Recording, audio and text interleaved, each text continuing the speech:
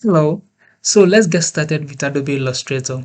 The first thing you want to do is to set up your file. There are many ways of doing this, basically four ways actually. Once you click on file, you go to new and then you start setting up your document.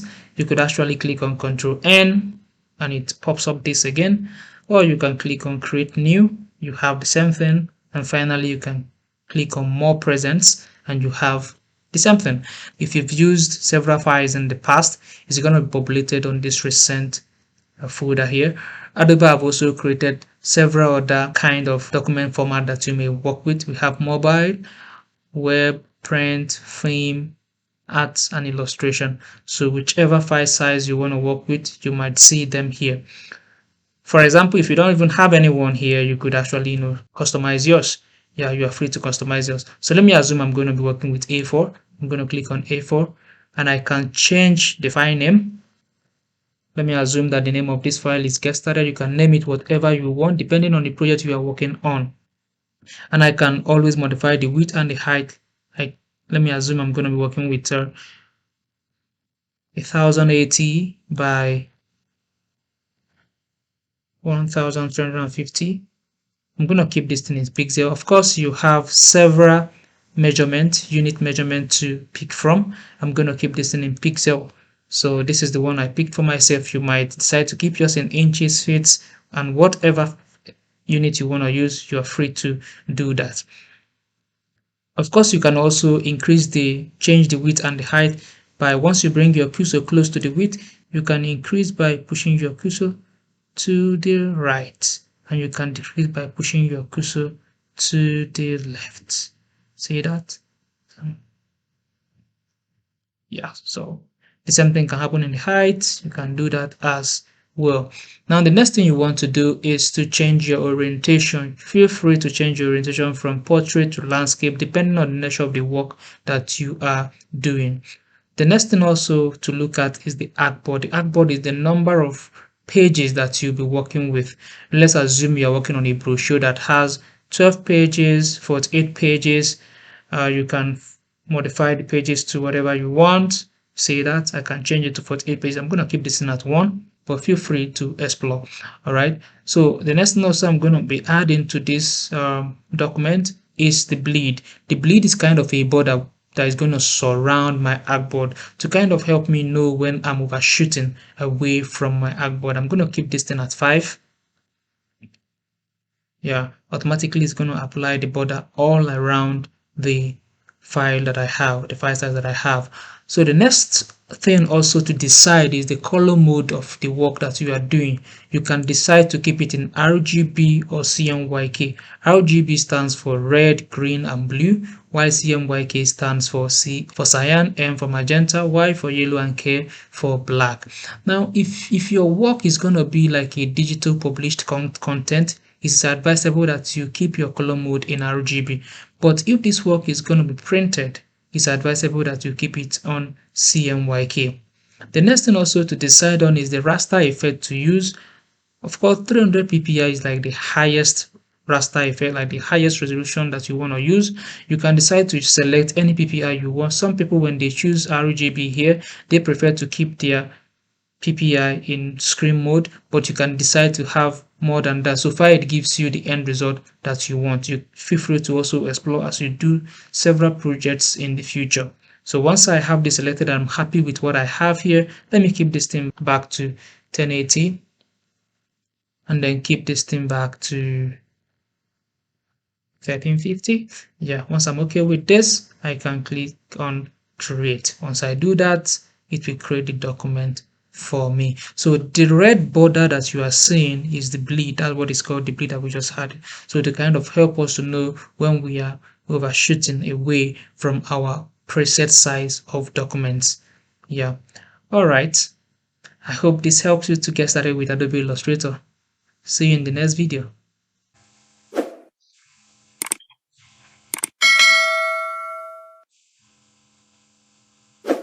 So now that you've learned how to create your documents, there are several other things that you can do before you begin to use the software to create whatever you want to create. Now, when you look at this tab here, or let me even start by showing you how this place is going to be looking like the first time you launch this. Once you launch this, you're going to be seeing something that looks like this. Yeah, you're going to be seeing something that basically look like this. So you want to set up your workspace, all right, to look, you know, pretty much good, so that you can be able to do your work easily and get like a very good result. You want here to be looking like, you know, more like a creative environment. Yeah. So now I'm going to go to the workspace and I'm going to select the kind of workspace I want. Usually I do tell people to leave this in a classic essential because it kind of gives you more room to a whole lot of things. So you could see once we switched from essential, this is essential, to essential classic, we saw different kind of interface on this software. You can shift to automation and you see a different interface as well. You can click on painting, you will see a different interface as well. I'm going to just leave this thing in essential classic. You can feel free to look around all these interfaces and you will get to see something. So I'm going to leave this in classic essential so you can see what I have here already. Right, so if I like the way this thing is and I want to save this particular workspace so that I can be using it any time and any point I want, maybe for example, let me assume that I want to add some more feature, that I want this thing to go up there, and I want to have like my strokes somewhere here. I'm gonna just go to Windows and I'm gonna add some other thing that I want to see here, like the stroke. I can click on that. The stroke is here.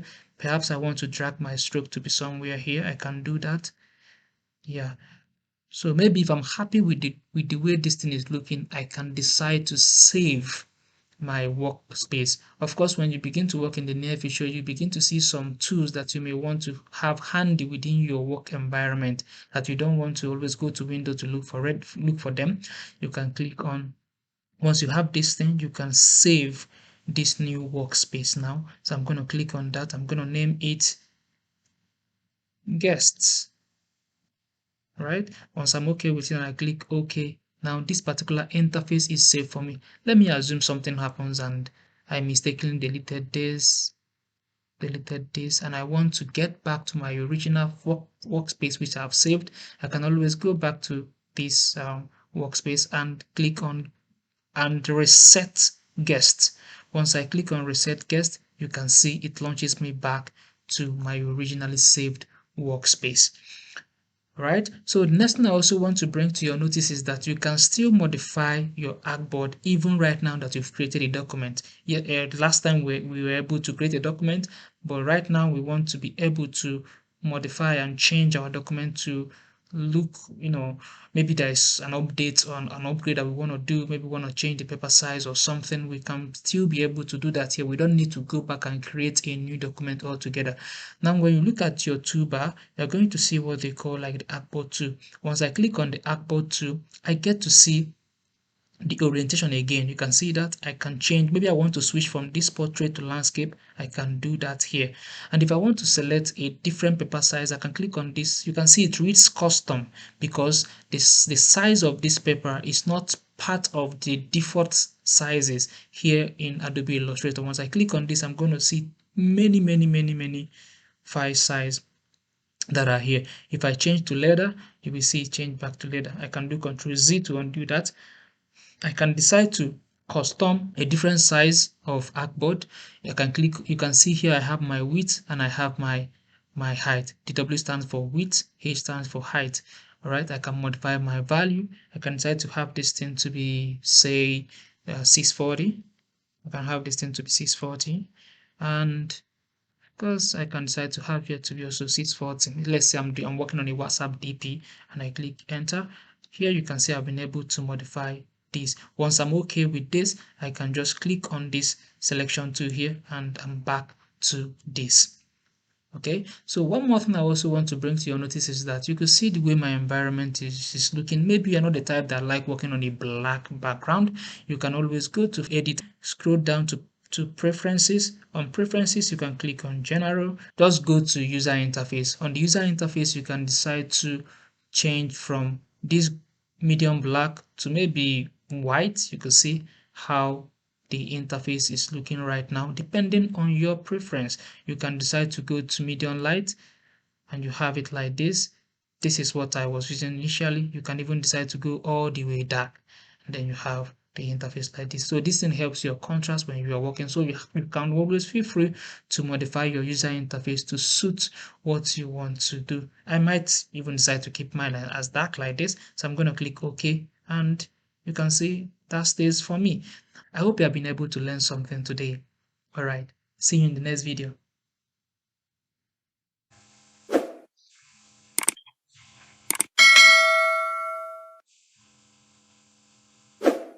Now let's look at the different selection tools we have available in Adobe Illustrator.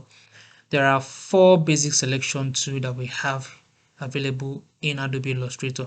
One is the selection tool, the other is the direct selection tool, the third is the magic wand tool, and the last is the lasso tool. Now these tools have their distinct functions depending on what you want to do.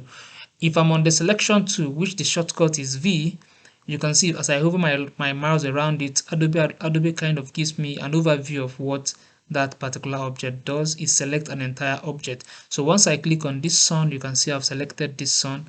I can click and drag to another position. So you can see that I can click and drag to another position. That's basically what the selection tool does. I'm going to undo that by clicking Ctrl Z. The next tool I want to bring your attention to is the direct selection tool. You will see yourself using this tool in the future, maybe when you are creating logos or modifying your shape edges and the rest. So once I click on this object, if I select any shape I have here, for example, this mountain, as I'm seeing it right now, it has like a very sharp peak, and I don't want that. If I drag the contour points without selecting, you will see that all the edges of this triangle begins to get modified. That's not what I want. I'm going to undo that, Ctrl Z. If I just want to apply like a curvy mountain top on this, I can click on this contour point here and drag. You will see that I've modified this shape. Let me undo that. If I also want to increase the peak, I can select the edge and increase that edge by clicking and dragging to another position, right? So whenever I'm happy with what I have, I can decide to make this particular point being selected to have like a curvy point.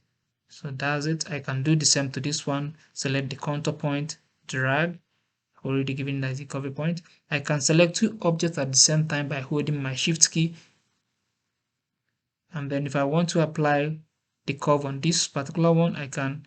If I want to apply the curve on the both of them, I can click and drag. You can see all the points are changing. That's not what I actually want. I'm going to undo that. So let me just select this one and do it one after the other. Apply curvy edge here. Apply there. So that's basically what the direct selection tool does. So once you hover your mouse on it, it kind of gives you an overview. You can see that the shortcut of this particular direct selection tool is A. So once you type A on your keyboard, it takes you to this direct selection tool. If you type V, it takes you to selection tool. You can see that A, V, A, V. So I can alter. So the next one I want to talk about is the magic wand tool. The magic wand tool is used to select objects that have similar shapes and similar color, for example. So once I click on the magic wand tool, if I select this cloud, every object that has this white color will get selected. So if I modify the color on this palette, everything here is going to get modified. Let me assume I give it red. You could see everything got modified. So actually behind this sun, there is another shape behind it that has white color. That's why it's being selected. All right. So if I give it back white, everything turns back to white. All right. So that's what the magic wand tool does. If I select this black color, everything that has black color on this particular interface gets selected. You can see that the shortcut is Y, right? So once I click on Y, it takes me to magic wand tool. If I click A, there is selection tool, V, selection tool, and then Y takes me to magic wand tool. The next one I want to talk about, which is the last selection tool, is the lasso tool. Once you click on the lasso tool, if you want to modify a particular shape, maybe you want to change the color, you just need to drag around that particular shape and it gets selected. You don't need to make a perfect circle, just drag around it and it gets selected. If you want to select multiple objects, you can drag within the object. If there are two opposite objects, you can hold your shift key and select another object. Holding your shift key, you can add multiple objects together. So you see that. So that's basically what the lasso tool does. Of course, like I said, each of these two, what they do is to modify or make change to any of your object. So anyone you find in handy can be useful at any point. You'll find yourself using basically the direct selection tool and the selection tool. Maybe when you have more sophisticated and complicated diagram in the near future, or that you want to modify the color speedily, you can use the magic wand tool and then modify shapes that have similar characteristics or similar shapes and color. Yeah. All right. I hope you've been able to learn something today. See you in the next video.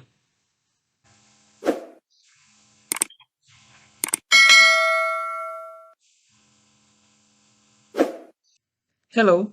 So today we are going to be looking at the several shortcuts available to us here in Adobe Illustrator.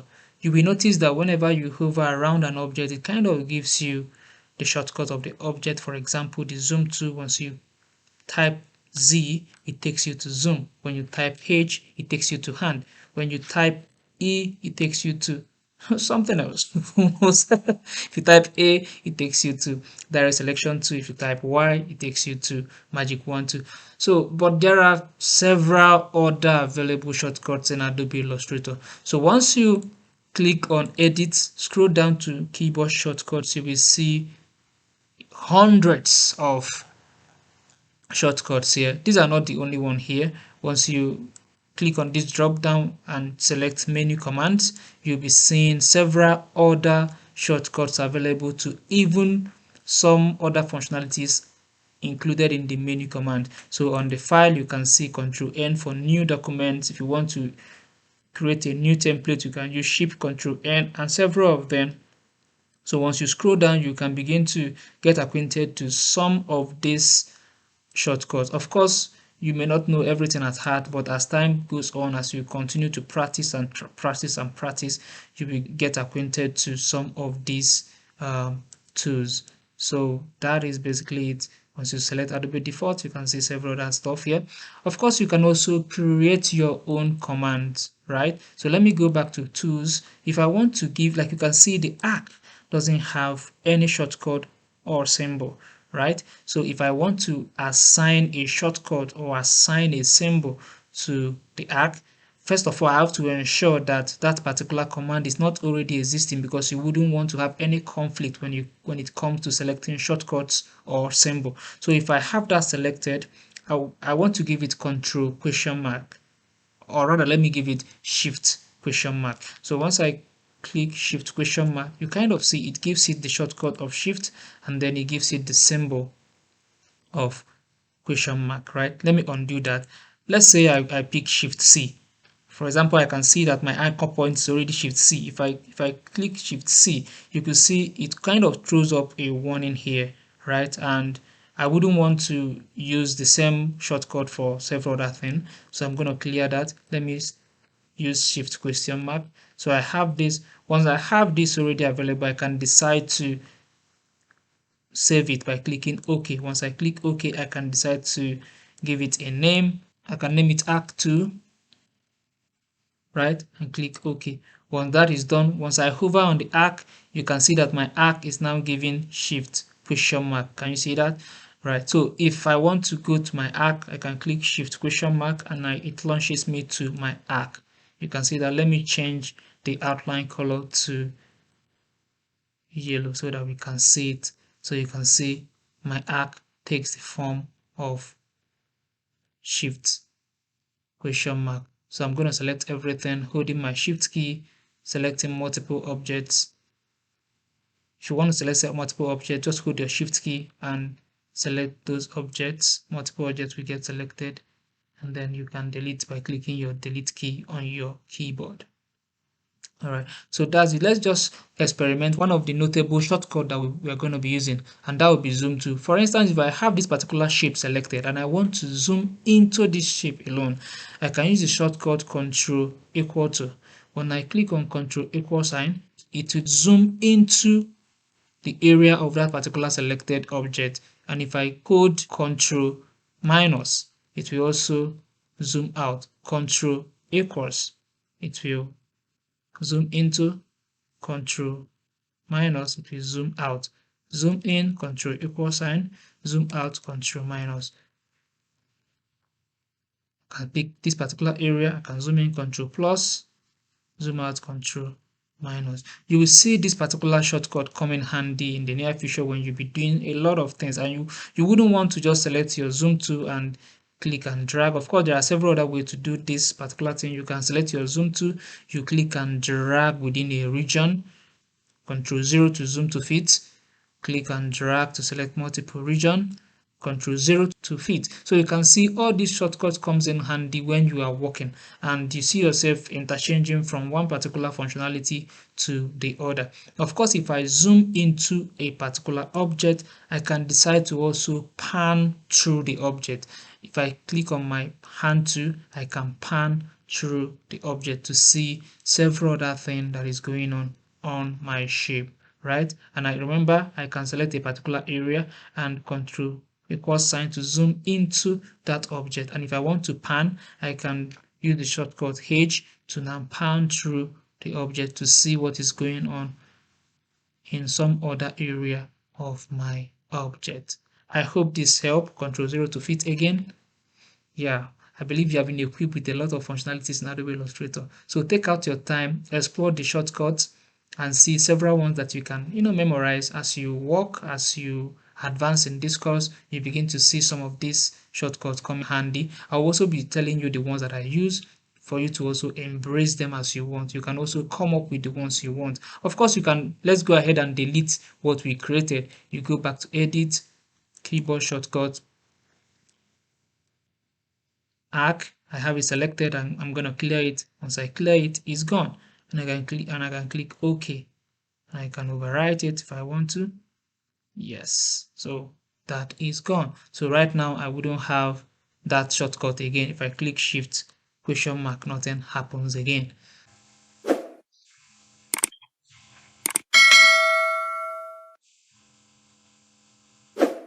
Welcome back. So excited to have you on this channel again today.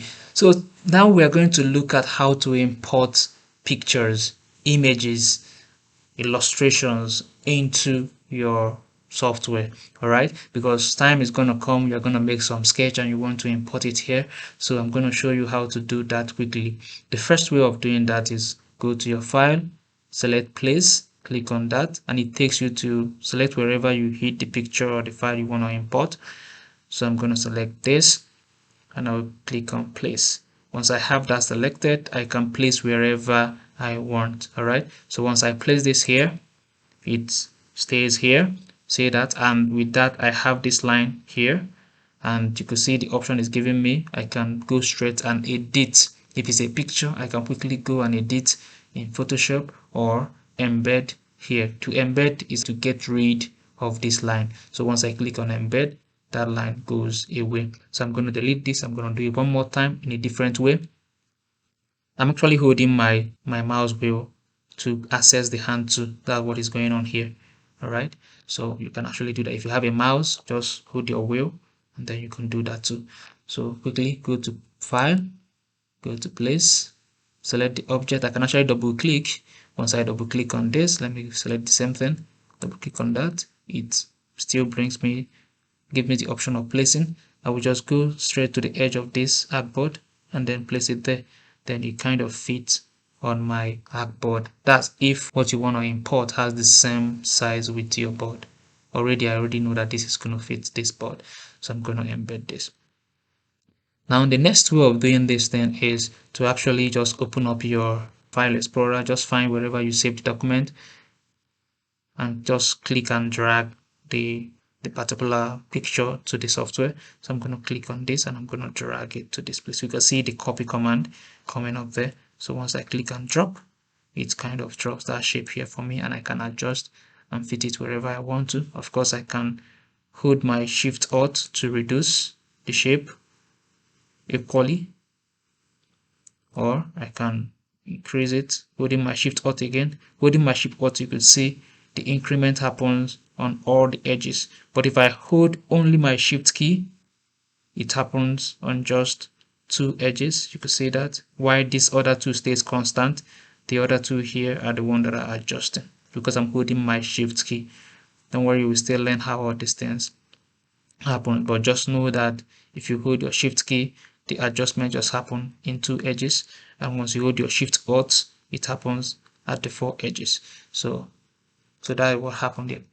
So the next thing I'm going to show you, I'm going to delete all this. The next thing I'm going to show you is the third way of importing something. Say you have this illustration. Let's say you kind of do something and you want to import it in Adobe Illustrator to begin to sketch. The best way of doing that is to import as template. Now when you import as template and the object comes into this particular interface, it kind of fades it away, makes it so transparent, and it loses some details so that you'll be able to distinguish between your paintings and your sketching. So I will just quickly go to File, go to Place, select the object or the image I want to. Let me just select this one. Instead of just having it just as link, I will also add template. All right. So once I click on Place, see what happens. It kind of fades this away. Let me show you the main one. So this is the main one. Let me just decrease it a bit. Can you see the difference? This one is kind of fade away a little, while this one has all the color details. So I'm going to delete this. Now the next thing that happens is when you look at this place, you would see it has like a template layer being made and locked so that you can begin to sketch on top of this, right? I can unlock by clicking on this. I can just maybe make it to fit this particular place and then lock it back. So that the reason why this thing happens is now I've imported this thing and then I have this thing as my background. I can toggle to close it or open it, close, open, and then begin to sketch on top. Locked so that I won't be able to just move it easily, right? So these are some ways you might want to import your object or import your shape depending on what you are doing. If you want to sketch something, the best way to import is to import as a template. If you are importing a picture you want to use as a background, maybe you're building a flyer or building a brochure or whatever you are doing, you can import just by placing. But if you want something that you're going to sketch, maybe you're sketching brand identity or you want to model some doodling you did, you can import as template. You can also import the other way around and just lock it manually, but your choice, right? I'm just showing you several ways of doing the same thing. All right, I hope you've been able to learn something on how to import your images into Adobe Illustrator. All right, see you in the next video.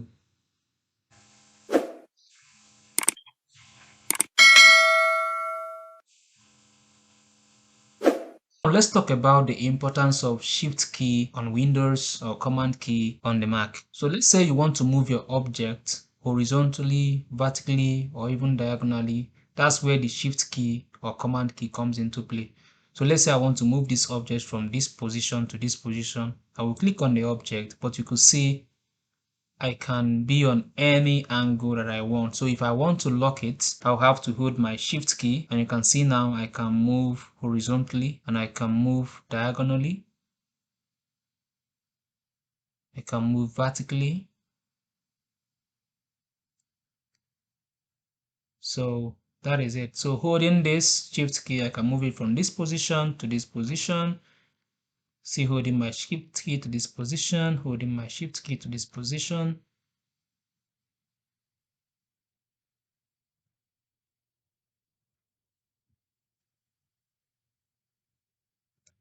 So these are the importance of the Shift key. The next key we are going to talk about is the Alt key or Option key on the Mac. So let's say you want to duplicate an object.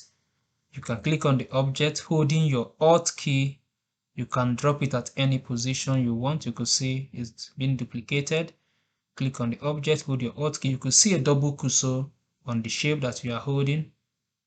then you drop it, click, hold your Alt key, release. So you have the shape being duplicated. I'm going to delete all this. So let me show you the power of Control D. So you clicked on an object and then you kind of duplicated the object, and then you want to maintain this same distance between these first two objects. You can simply click on Control D and then it will keep dropping that shape within the same distance. There is one more thing that you need to know about the Alt key. You can actually hold both Alt key and Shift key if you want to duplicate an object, say vertically, horizontally, or even diagonally. So I click on this object, holding my Shift Alt, it locks it on my horizontal, vertical, and even diagonal. You can see that. So, of course, if I release to duplicate the object to this position, click again, holding my Shift Alt. If I release to drop it at this position, holding my Shift Alt. If I release, it will drop it at this position.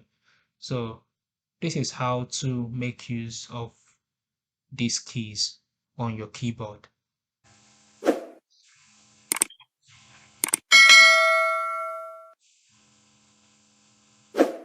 Welcome back again. Let's look at the basic shapes in Adobe Illustrator. Let's start with the square shape and the rectangle shape. So if you go to this particular tool here, you will find several tools that are available on Adobe Illustrator.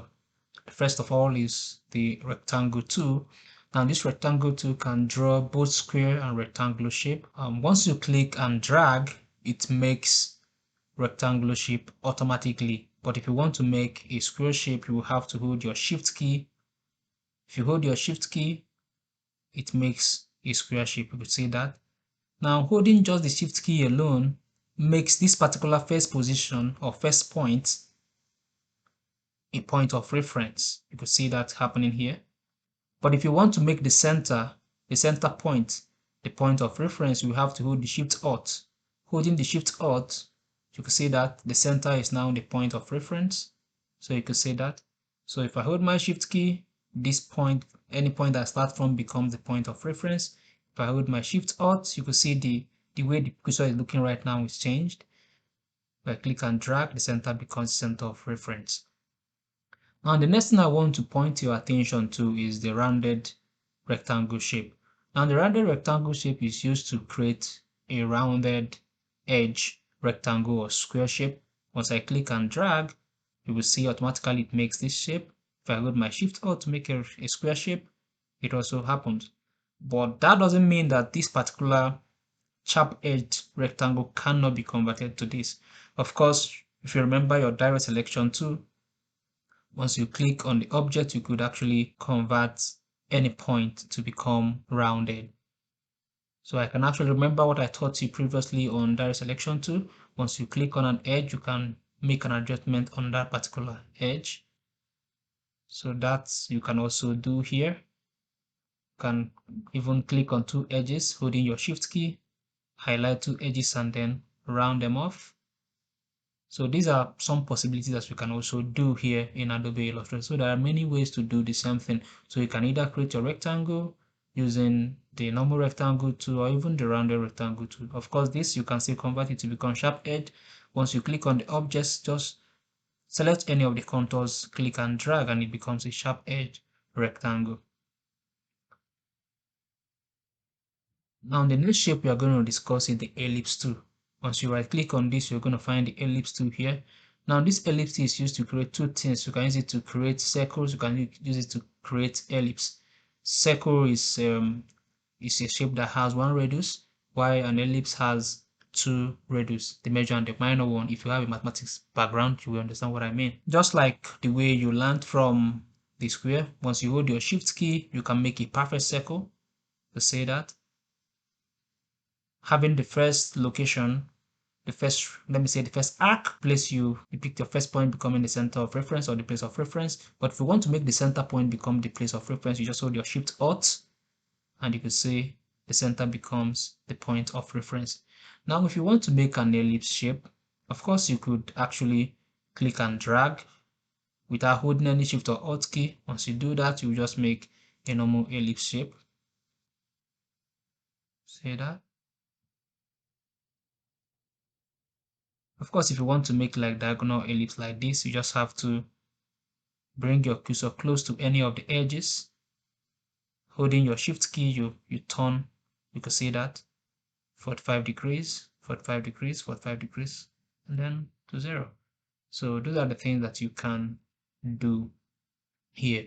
Of course, if you know the size of the circle you want to draw or the ellipse you want to draw, you can click on the shape. Once you click anywhere, you could set the width and the height of the shape. If I change any here, let's say I make this 30, the width maybe to 50, change here to 50 as well. It's going to form a normal circle for me. See that? If I want to make an ellipse shape, of course, like I told you, it has two radius. So I can make here 50 and then make here 100. So that's going to form an ellipse shape. So that's it. Of course, here you can still bring your cursor around any edge and then you can rotate the object. See that? Around any edge, you can rotate the object 45 degrees holding my shift key. That's how I'm able to rotate this 45 degrees. You can also rotate on any angle you want by removing your hand from the alt key. Then you can rotate all through any angle of your choice. The next thing we are going to look at is the polygon tool.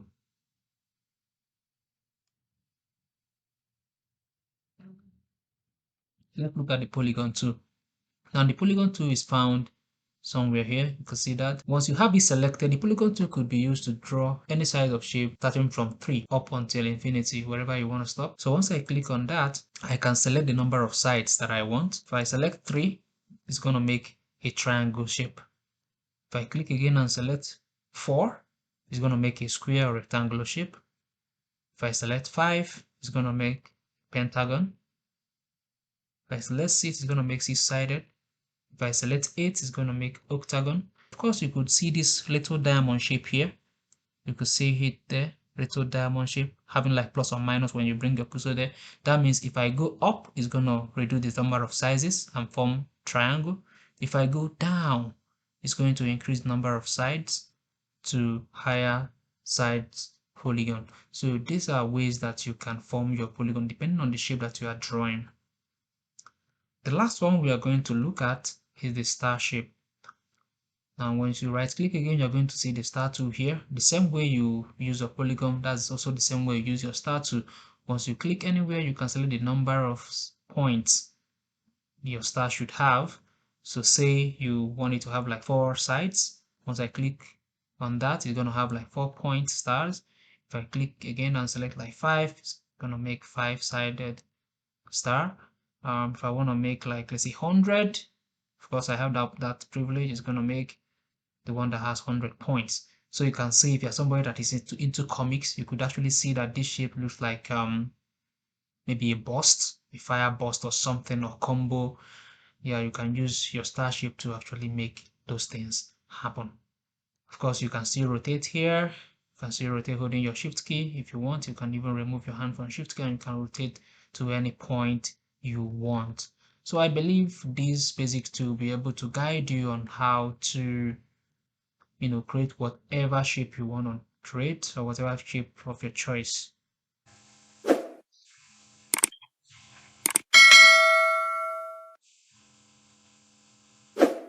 Let's look at some other tools that you are going to find handy in your journey in Adobe Illustrator. So let's first look at the line tool. The line tool is somewhere here. Once you click on that, it's going to give you the line segment tool, and you can draw from one point to another. So once I click on this point, if I hold my shift key, if I want to make a straight line, 0 degree, 180 or 360 degree line, I hold my shift key, it's going to lock that line to make a straight line. You can see that happening here. Of course, you can see my line doesn't have like any color here. So I can click on that and give it a stroke color or an outline color. Let's say I give it like, let's say blue color. So you can see my line properly. If I have the line again from this point, holding my shift key to this point, it makes 45 degrees. You can see that happening. If I hold my shift key from this point to this point, I'm going to make a vertical line. If I hold it again from point A to point B, I'm going to make like 135 or 315 angle. So you can see that happen. Of course, if I want, I wouldn't lock my lines. I can just freely draw on any angle that I want. So just click and drag and stop, click and drag and stop. Now if you know the length of any line you want to draw, once you click on anywhere, you can select the length of line. Let's say I want to draw 100, and then let me say I'm going to want to keep it at angle of 0. If I click OK, it's going to make a straight line. See that happening here? If I click on again, maybe I want to make the one that has like say 200, and I want to keep this thing at 135. Automatically it's going to make that, and I click OK. Then I'm going to see that. So this is how you can use your line tool to draw, to make any length of line you want to draw. The next step is the arc tool. And the arc tool is going to come in handy when you want to make some basic curves. So once you right click on the line tool, you're going to see the arc tool here. Once you click on that, clicking from point A to point B makes this kind of point. You can see that happening here. Point A to point B makes this. Just clicking and dragging. Point A to point B, point A to point B. So that's basically how to make use of your arc tool. Of course, the same way, if you know the axis, the X and Y axis of your arc, you can actually put that here and then click OK, and it's going to make that for you as well. So the next step is how to make use of the spiral. Now the spiral is also found the same place you get your arc tool, it's just beneath it. Once you click on that, you can click from one point to another point and it makes a spiral. From one point to another point and it makes a spiral. Now there are several styles for this spiral, but you get to find these styles once you click, and then you can switch from one style to another. The ones we drew has always been on this style, so I'm going to switch to this one to be able to make these two. Once I click OK, see that happening here. If I select my point A to point B, it makes this kind of shape here. If I pick from point A up to point B, make this particular shape here. So this is how to make use of these three important tools in Adobe Illustrator.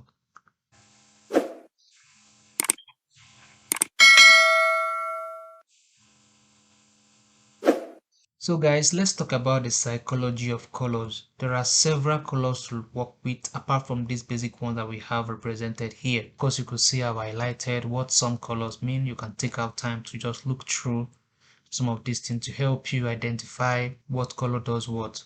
Now in Adobe Illustrator, we have some amount of colors already here in your swatches, but there are thousands of colors here in Adobe Illustrator that you can pay attention to, that you can use to do your work. Let's say you get a job that is under agriculture or real estate, food, jewelries, royalty, and then you don't know what colors to use. You could actually go to this particular icon here, the swatch libraries. Once you click on that, it will give you a range of different swatches that you can use. If you click on beach, you will see all the colors associated with beach. So with this, you could actually see the colors that you can work with, and you can click on any objects and select any of this color here. Okay, you can go to your swatches and call up anyone. Let's say scientific. You can pick anyone. Let's say we pick this. You can see that these are the colors associated with these plates. Now this is not just the only place you could find colors. You can take out time to explore all these here. Take a look at this. Of course, if you don't have this thing here, colors, just go to Windows, go to colors and select this. You will have this here. Now on colors, you could see that we have this color spectrum where we can pick colors from. You can see that we can navigate and pick any color from this particular spectrum. You can see that.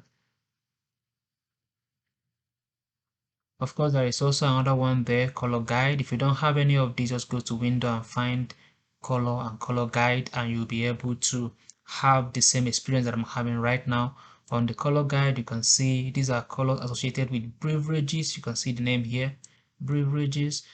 If you are looking for something else, you can click on this drop down here and see several color groups. Just like we saw on the swatches, you could see some other ones. You can select fruits and we will see colors associated with fruits. You can click again and select kid stuffs and we will see color associated with kids. These are some of the ways you can pick colors here. Let's say you pick this green and you don't want this particular green, you want something else. You can actually double click on this fill color here, and here you can select any kind of green you want. Say that I have this, I can double click again to drag this so down to become very deep green, depending on whatever you are working on. So this is how to add fill color to any shape or any object that you have in this. I'm going to close this. If you want to apply outline color, just make sure that this particular stroke is selected or the outline color is selected. So once you click on that, you'll be able to pick any color you want. Any color you want. I can pick this and give it this color. I can pick this and give it a fill color of this. Let's say I give it red, give this yellow, give this blue. So this is, of course, I can have both fill color and stroke color. I can select this, click on the fill color and pick any color of my choice. Of course, I can even add gradient color. Gradient is having multiple color in a shape. We're still going to do that in detail. This is what you can explore some of this. These are different colors. This one is patterns, textures. Yeah, this is it. So just take out time to read through, maybe go to Google and research the psychology of colors and get what color does what. I believe there will be a lot of resources that can guide you through what color does what. Let's say you get a job on real estate, you can quickly go to Google and type real estate and you will see several colors associated with real estate, and from there you can pick colors for any work that you are doing.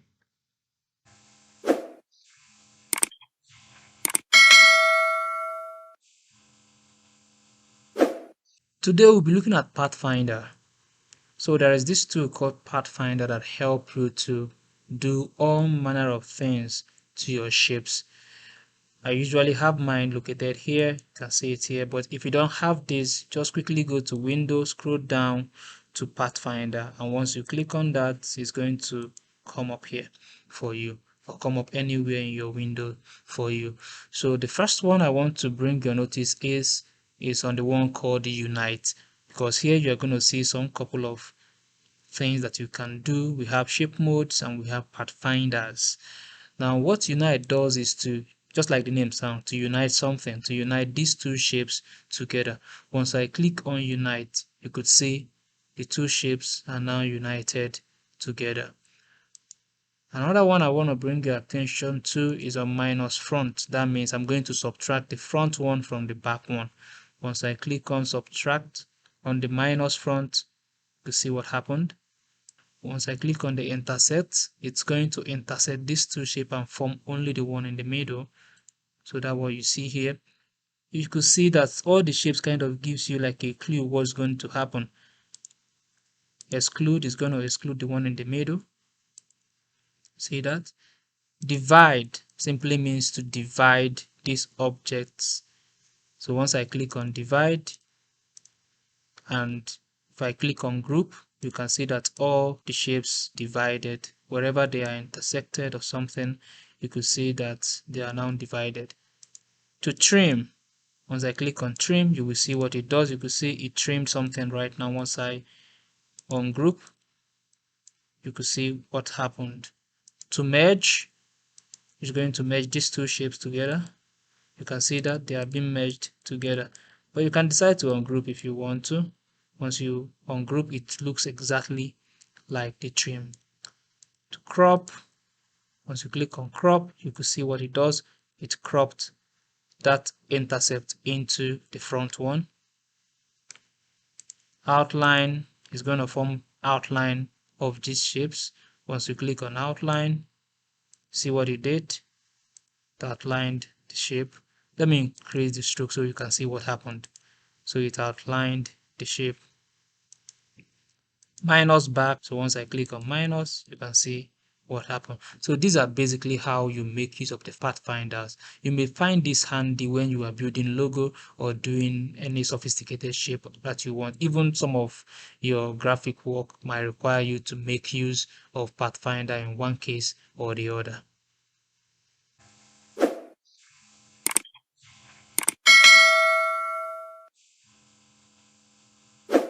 Now let's look at the shape builder tool.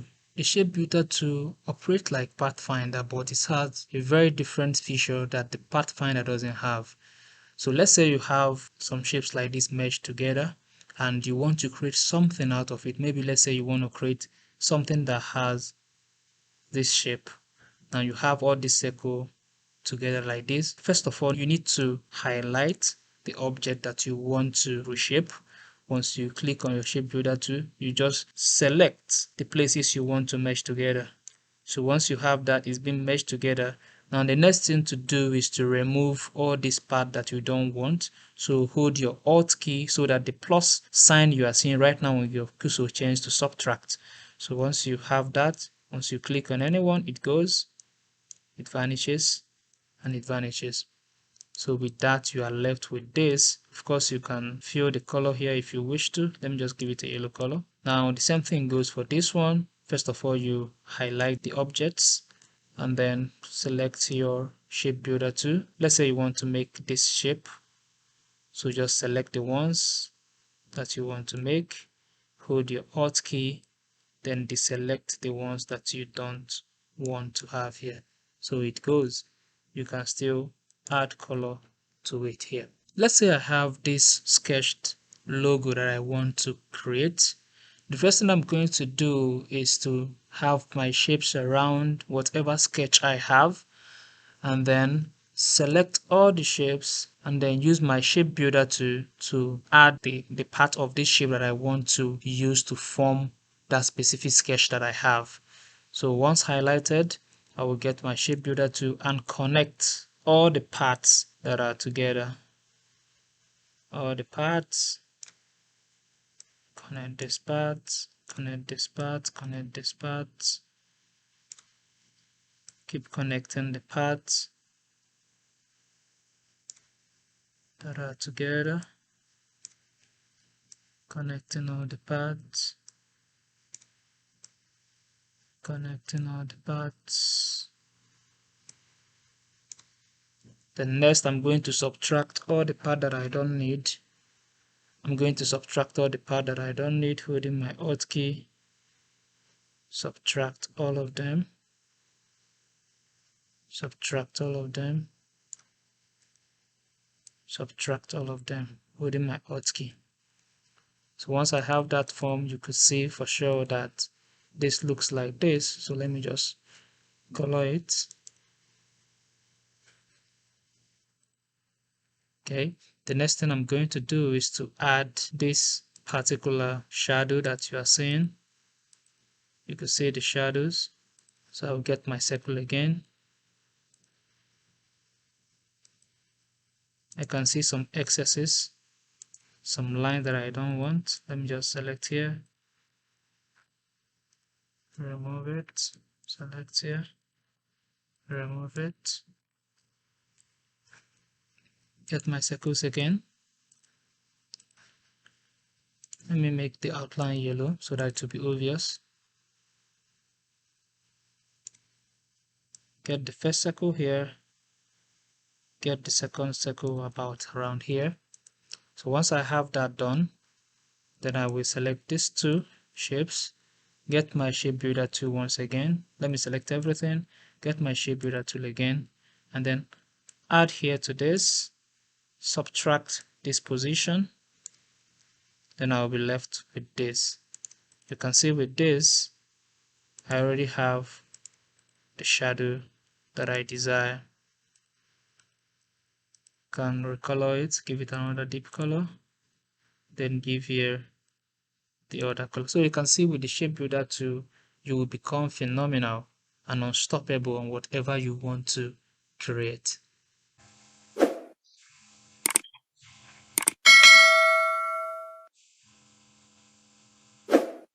Welcome back. So now let's talk about the pen tool. The pen tool is the tool you use to create freehand sketches, line, and even make your own curves. So the pen tool is located here. You can press your P on your keyboard and it takes you to pen tool. That's the shortcut. So once I click on that, I can make a line, I can make a curve with pen tool.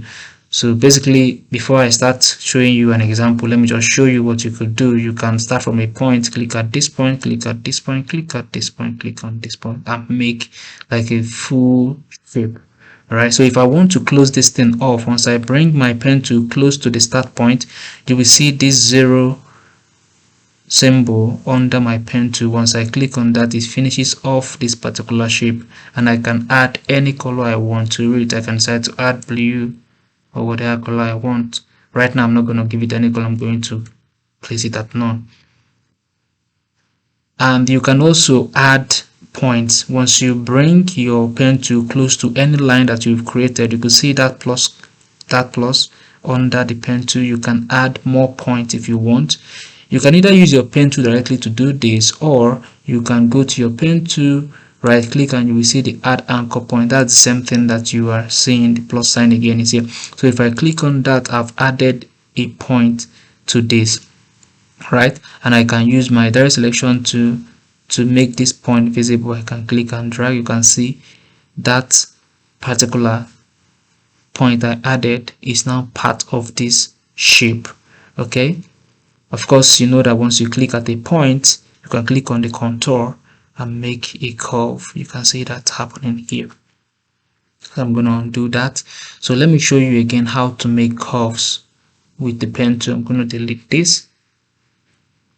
If you want to make curves in pen tool, what you need to do is just to click and drag. Once you click at a point and drag, it changes from being a line to becoming a curve. See that? It becomes a curve. Once you click and drag, it becomes curve. It becomes curve. So let's go right immediately into the example so that we can learn better. I will do some while you will do the rest. So once I click on, I select my pen tool, I'm going to make this simple shape. Start at a point. If I hold my shift key, I can make a straight line.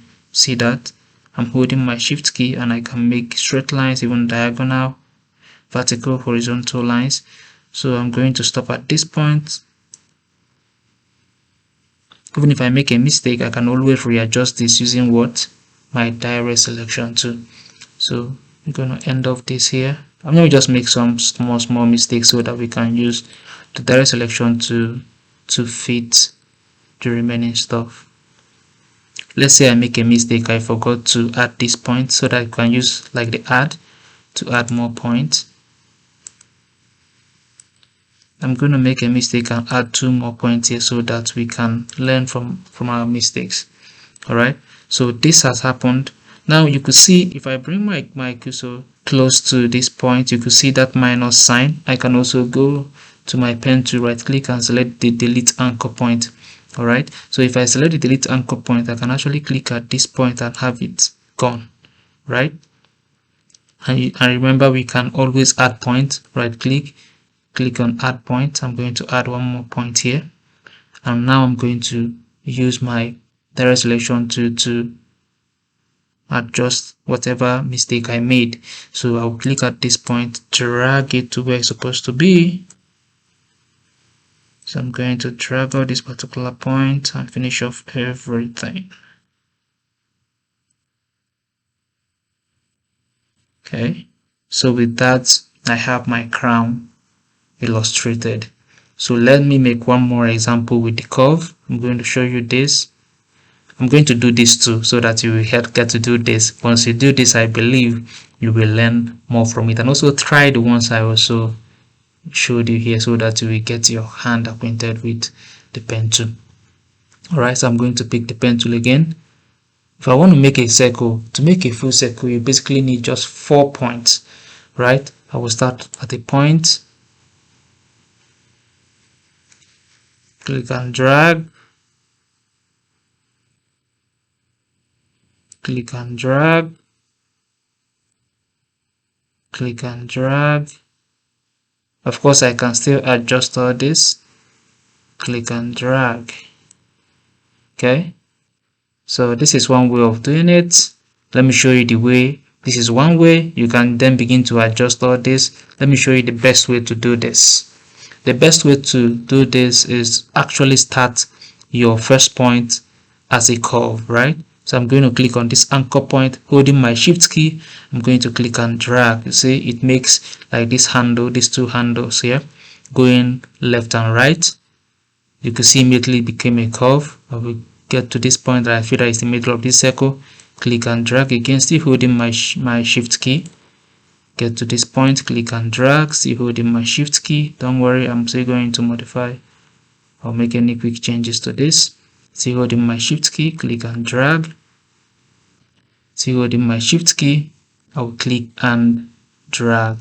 So now with this that I've just created, I can go to my direct selection tool and begin to modify things. So once I click at this anchor, I'm going to go straight to the handle and align it so well to this line I made until I'm comfortable with what I have. Once I'm comfortable, I will just let go. Click on this handle and drag it out a bit. Click on this handle. Let me drag it in a bit. Click on this anchor point. Select this handle. Alright, so once I'm comfortable, you can see I've already made like my circle. I can get my anchor point again. I can make these quick lines. Start from a point, click at this point, click at this point, and then click at this point. Alright, in the same way I've made this circle, you can still make all these other remaining 4 circles too. Let me go to the peer, click at this point, click and drag, click and drag, click and drag. I'm making some circular shapes. Click and you can see with the pen tool you can create some sophisticated shapes, you know, so that you don't get limited with just using the line tool that we learned earlier. With the pen tool you can do much more. All right, so creating these curves, I'm going to finish off this here. All right, see that? So I'm going to get my direct selection tool. You can see this place is not looking good. Going to zoom in a bit, get my direct selection tool, click at this point and begin to readjust this place. Readjust this place and readjust here. Readjust here. And got this place. Readjust here.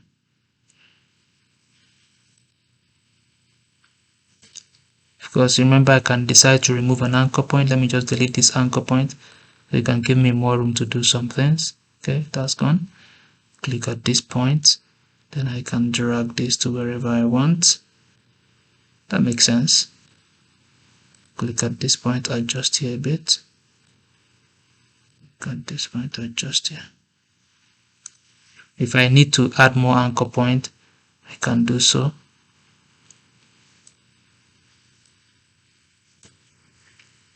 Till I get what I want. Once I'm happy with it, look at this point, adjust it.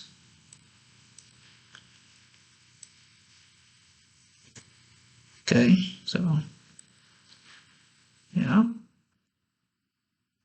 let me try to know if I can get here more. Perfect, that's cool.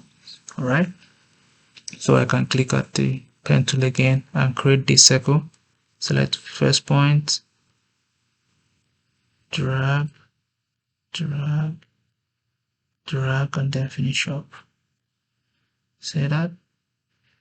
And delete that and make it the usual way. First of all, click on first point and drag, so everything becomes smooth. Drag, drag, and then finish up. And drag. See that? Once I'm okay with it, if I feel this particular shape is the same thing with this shape, I'm gonna click my direct tool, click on the shape, holding my Shift Alt. I'm going to duplicate that, I'm holding my shift alt, duplicate this to this point. If there's any other adjustment, I can still make it here.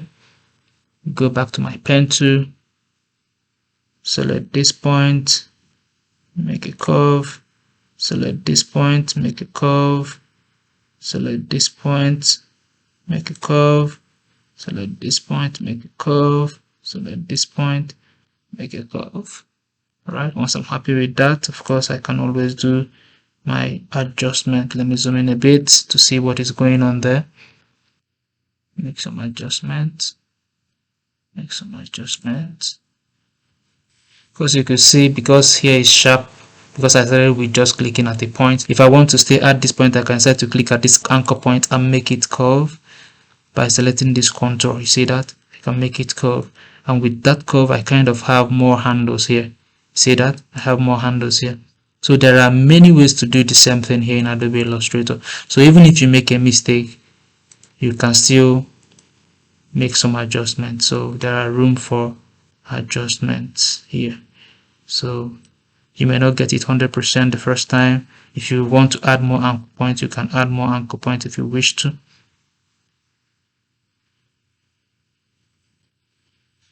Alright. Till I get it perfectly. Until I'm happy with what I have, I will stop.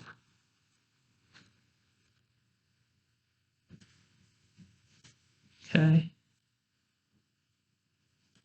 Okay.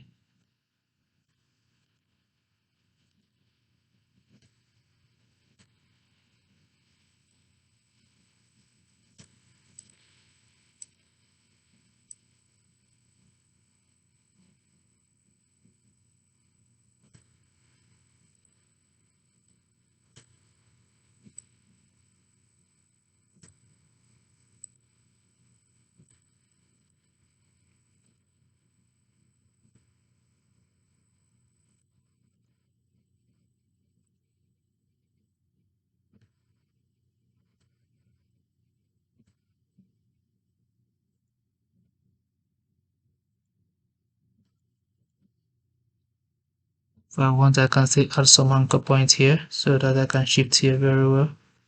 Anchor point, click at this point, drag it in a bit. See that fills this gap. I can add some anchor points here to fill in this gap. I can even add more here if I'm having difficulty with the ones I have to fill in this one too. So you could see that is basically how to use your direct selection to make some modification using the handle. I'll still get my pen tool to finish off this. Start by creating the anchor point. Create the anchor point, sorry. Back on. Okay. Click the first point, click and drag. Click the next point, click and drag. Click and drag. Click and drag. Click and drag. Click and drag. Click and drag. And then I'll start the same thing. Start modifying again. Start making some good adjustments. Zoom in here a bit to see what's going on there.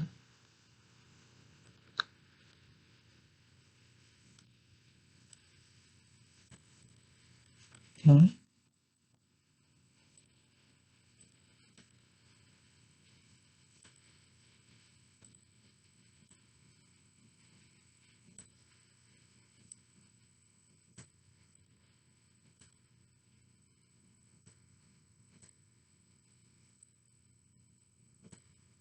So once I'm happy with what I have, I can stop. So with this, you've mastered how to use the pen tool. So try to do this one, try to draw this sophisticated shape and see what you're going to get.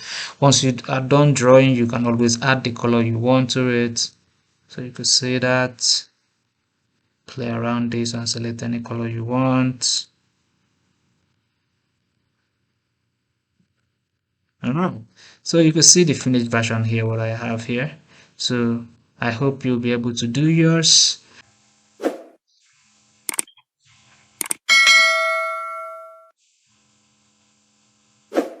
Welcome back. So in this tutorial, we're going to be looking at how to use the curvature tool. The curvature tool is just the opposite of the pen tool.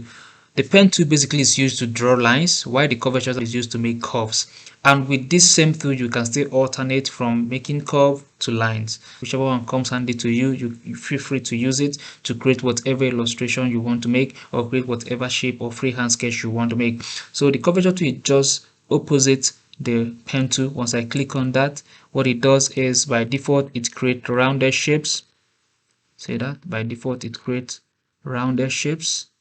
That's what it does by default. I'm going to delete this, select this tool, delete. So I'm going to be making this circle with the curvature tool, and also show you how to use the curvature tool to create lines. So I'll click on that. I'll select my first point. I don't need to drag anything at this point because by default the curvature tool just makes curve. And I'll pick my second point, I'll pick my third point, I'll pick my fourth point, and I will complete it at this point. Now if I make any mistake and I need to make any adjustment, I can bring my direct selection tool, click this point, and then drag it maybe down. If I drag it down, then I will need to begin to make my adjustment using my handles and the rest to make the complete curve. Let me still go back to my curve tool, my curvature tool. Let me zoom in a bit so that we can see what's going on here. My curvature tool, pick my first point, pick my second point, pick my third point, pick my fourth point, and then complete. You can see it's easy to make circle with the curvature tool, or to make curves actually with the curvature tool, not just circle. So you can make complicated curves with the curvature tool. I know in the last assignment you might have struggled using the pen tool to create that other shape that we had there, but you can see yourself in the future, alternating from the pen tool to the curvature tool, or even make use of one to create whatever you want. So now we can also use the curvature tool to make a line. You could see these are lines, So once I click at my first point and click at the second point, you can see it makes a curve, and I don't want that. So what I do is, instead of just clicking once, I will have to click twice. So if I click twice, it makes that particular curve line to become a line. So I will click at this point once, you will see it still makes a curve. I will double click and it makes a line. And if I want to finish off, if I click once, it makes a curve, but if I click twice, it makes a line. See that? So this makes a whole world of difference when you know how to use these tools. Let me zoom in again to make this shape as well.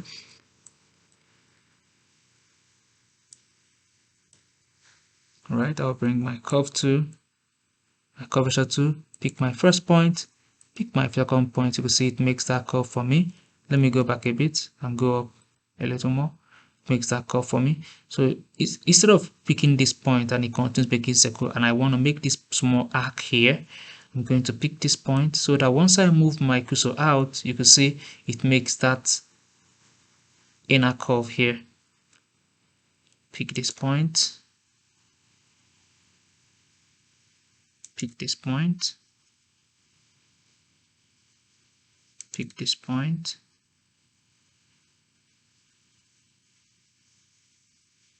pick this point, pick this point, then finish up this point.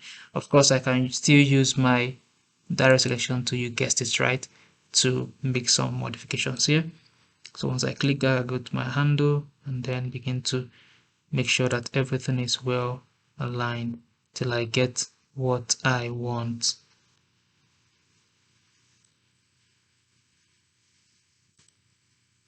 Seems like it's even easy to use the curvature tool to make these curves. So these are very good tools that once you master in Adobe Illustrator, you wouldn't have any issue in the future when you are creating logos or whatever sophisticated shape you're going to be working with. So I'm still going to get my curve tool, click at this point, click at this point. Let me just go back a bit, get it again. Let me delete this point. Let me start from this point, click at this point, click at this point, click at this point, this point, click at this point, click at this point, click at this point, and then finish up here. Alright, I can still get my, you guys just try that selection tool, click at this point, drag it up a bit, See that? So it makes this quickly. Curve tool, take this point, second point, third point, fourth point, and then finish off. First point, I can even go anti-clockwise, finish off.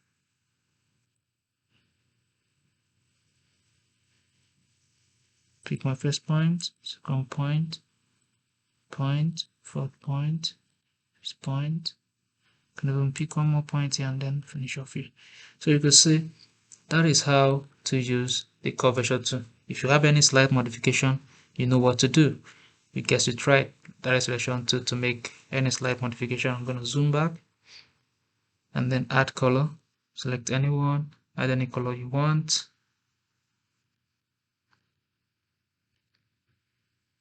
Add any color you want to it. Give this one this.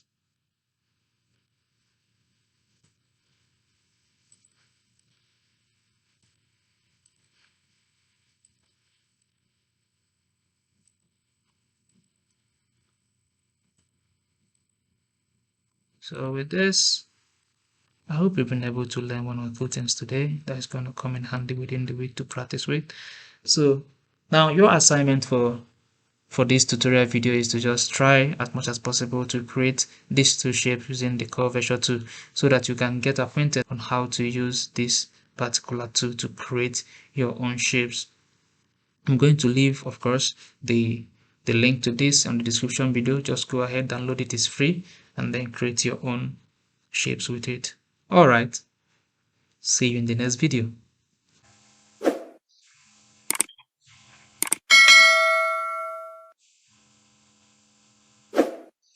Welcome back.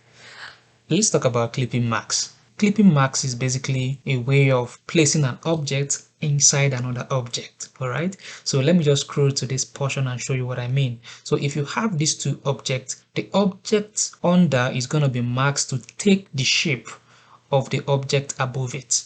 That's what clipping mark does. So if I select these two objects and go to object, scroll down to clipping marks and then marks it together, the yellow object which is on the background is going to take the shape of the ash shape that is on the foreground. So if I click on that, you could see the one on the foreground became the reference shape of the object underneath. So if I double click this, you can still see that polygon, but then it has been marked to take the shape of the curved polygon. I'm going to click out, you see what happened. So that's basically what masking means. That's what clipping marks does. So if I have this shape and I want it to take the reference of this circle, first of all, I will bring the shape close to the circle. So if I select these two together, I'm going to go to object, go to clipping marks, click on make, or Ctrl 7 to make that happen. You can see the object has been clipped into this shape. If I bring this one close, you see it's above it. I'm going to drag it to be under the rectangle. If I go to layer, this is my layer panel, right? Click on layer, drag the particular image down to that rectangle, select it together, Ctrl 7, that what I'm going to do now. To make that happen, I can double click on the object and use my arrow key or direction key on my keyboard to direct the shape where I want, or even use my mouse cursor to drag it to the position that I want. Once I'm satisfied with what I have, I can just click out and that happens. Let me drag this to this position. Of course, it's already behind this. Click on the one on the foreground, Ctrl 7, and boom, that happens again. So I can double click on this and drag to the position that I want. Alright, so I believe this helps to merge your images together using clipping marks to take the form of an object above that particular image. Alright, see you in the next video.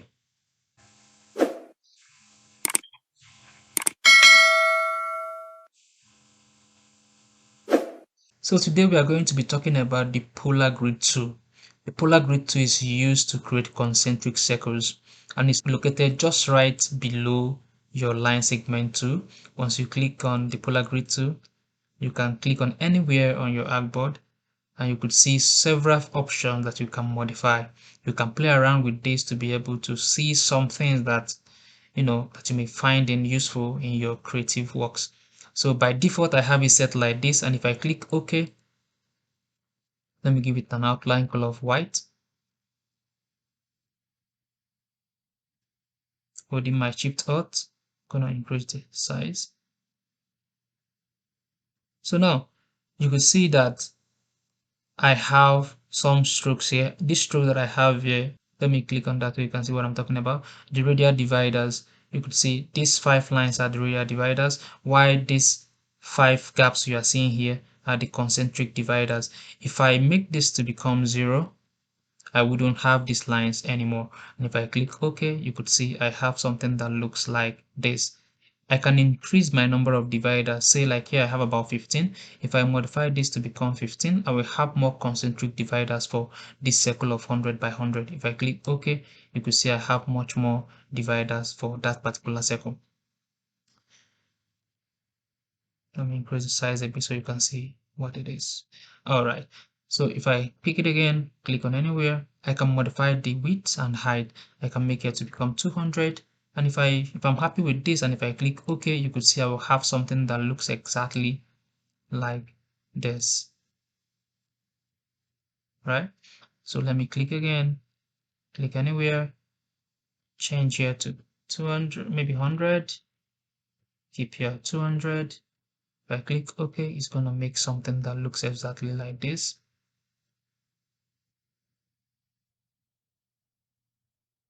Okay. Right. So there are several other things. This particular shape we have here at Adobe Illustrator also kind of comes in handy when you want to play around with your shape builder tool. Say you want to make some shapes from this. You can use your shape builder tool to do that. Once you highlight your object, get your shape builder tool. I'm going to give it yellow. Configure here to be yellow. I configure here to be yellow. I configure here to be yellow. Configure here to be yellow. I can even get another color. Give you another color. Give you another color. Yeah. So you see I can play around this and achieve something else. So depending on what you want to create, this cues here kind of distorts your concentric dividers and also your radial divider. If I reduce this to say, let me get it to maybe around 184. If I click OK, let me keep here at 100. So you can see what is going on. Let me make it 400 or rather 250 by 250. It can be much big. Okay, if I click OK, you can see I have, this is what it looks like. The concentric circles are no longer equal, right? Let me click again.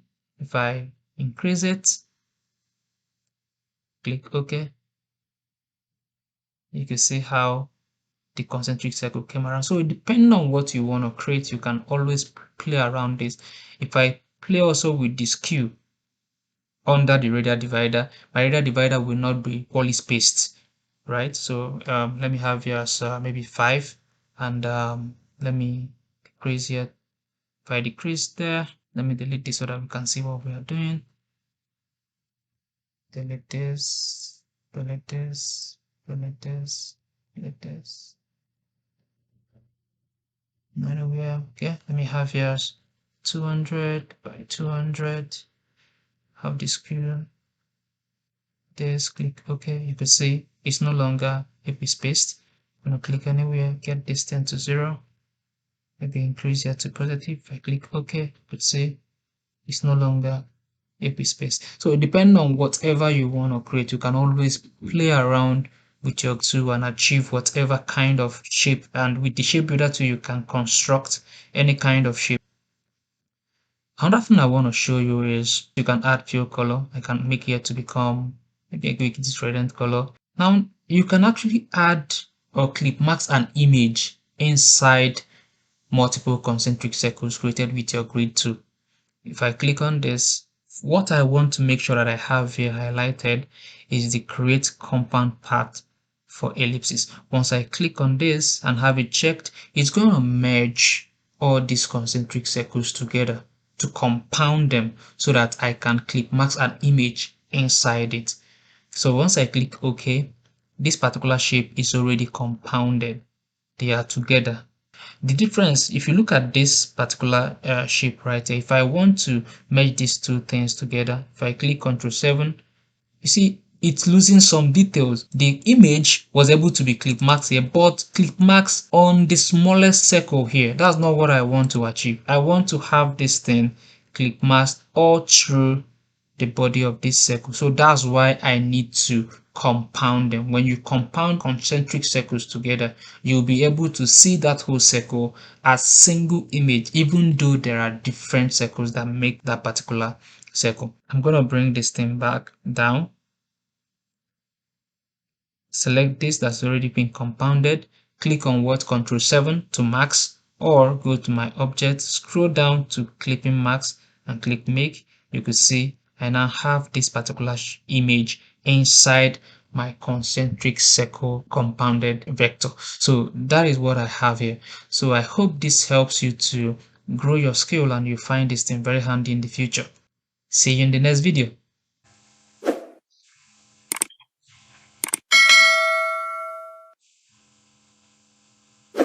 Welcome back, guys. Another tool we are going to be looking at is the warp tool. The warp tool is used for distortion, to play around. Maybe if you have a concentric circle like the example I have here, you want to kind of make the contours look a little bit different from the regular circle. You can use your warp tool to achieve that. So I'm going to make like these concentric contours. Right click on this, get my polar grid tool. Let me have the outline to be white. Click on anywhere. I'm going to keep this at 200, make this 1015. I'm going to keep my radar divider to be 0 because I don't want those lines here. Let me uncheck this and click OK. I'm going to drag this thing down. So you can see by default, this has like concentric circles, but then using the warp tool, I'll be able to distort this circle around where you have your width tool. Underneath, you have it here. The shortcut is Shift R. I'm going to click on that. And with this, I can distort this shape, the way it's looking. See what I'm having? Yeah.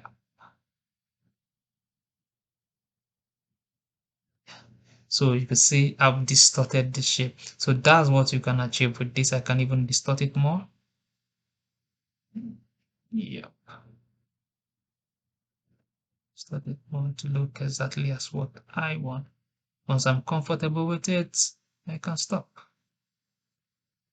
Okay, so you can see I have this circle being distorted looking like this. I can also create some rough edges also on the circle. All right, so I'm gonna duplicate this, holding my Shift Alt to duplicate this. So I'm going to make these edges to be rough. I will go just to my effect, scroll down to my distort and transform, and click on roughen. Once I click on roughen, you could see I've roughened this part, and I can smoothen it. Let me reduce the details until I get something that looks just very minimal like this. I'm pressing my arrow key on my keyboard to reduce that. I also reduce the size of the distortion. Yeah, let me keep it at 1 by 1. If I click OK and I'm happy with this, I kind of have like those rough edges here right now. So that's what we've been able to achieve with the warp tool. So if I have my polar grid tool selected, I'm going to make this particular circle shape.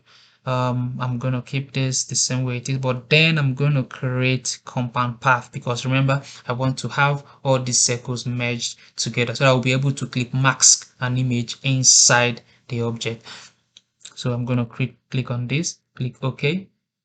So I have it this way. Get my warp to distort this a bit. Okay. Once I'm happy with that, drop my object to be under it.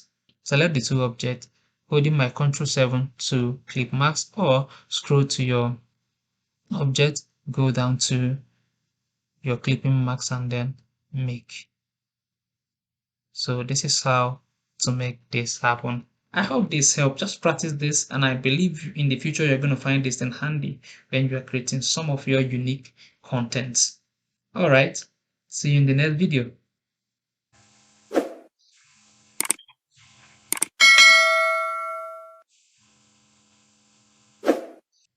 Welcome back, guys. So today we are going to be looking at the width tool.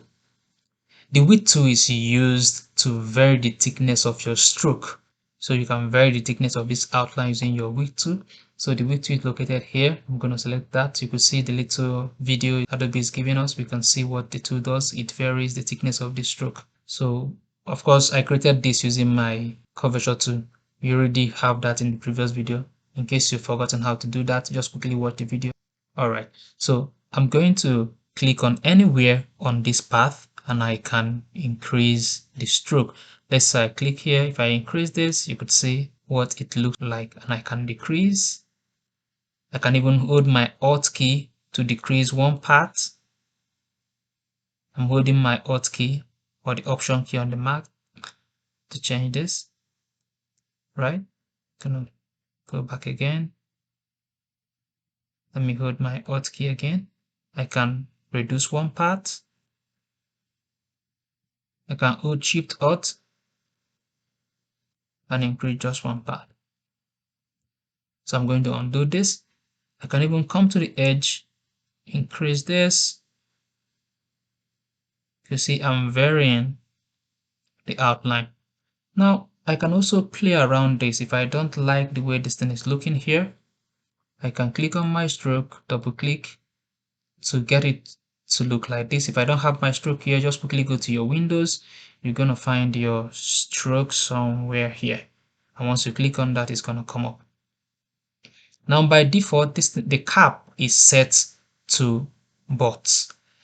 But if I change it to rounded, it's going to modify the way this place is looking and the way this place is looking. So I'm going to click on rounded. Let me have the shape selected. Click on rounded. You can see it's round off this path. If I want to extend or project the cap, if I click on that, it's going to project the cap out. Undo that. You can see what it does, projects out by these rounds. Let me go back to my tool. I can minimize this path. Hold here, minimize here a bit. You can see the kind of shape I have right now. So you can play around this until you achieve whatever you want. I can reduce this a bit. I can increase the center. So I have the liberty of adjusting this shape until I achieve whatever I want, and I can drag this from one point to the other. See that? Drag it to this point, and everybody has the same kind of equidistance here. I can drag this to this point. Stopped here because I already have some distortion here, right? So I can keep this thing here, can increase here. All right, the same thing can happen to this one. Can click on anywhere, have it selected. I'm going to select all the objects, click on my width tool, going to increase here, going to increase here, going to increase here. Can even increase this part, increase here. See that? So depending on what I want, I can change it to rounded.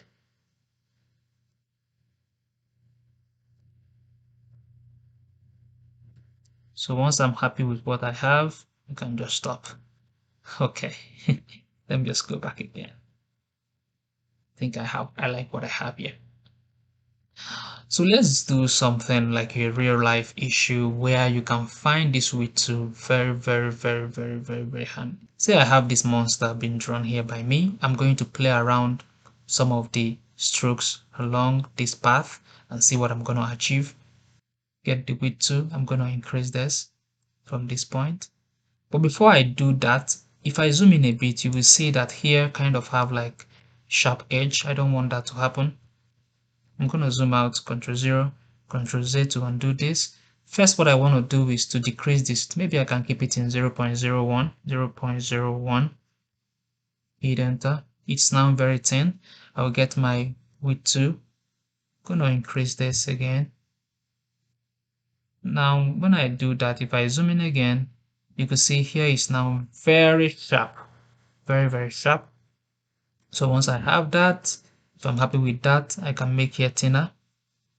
Let me make here thinner. Increase this, make it thinner, make it thinner. Yep. Select this one, increase this a bit. Go here, increase here a bit. Go to the mouth, increase here a bit. Yep. So you can see what I'm able to achieve. I can select these two and fill the color with white. Select these two and fill the color with black. This is one thing you can achieve with the width too, and you can find this handy when you are doing illustrations like real life illustration, human, cartoons, and the rest. Yeah, I hope this is useful to you. All right, catch you later in the next video.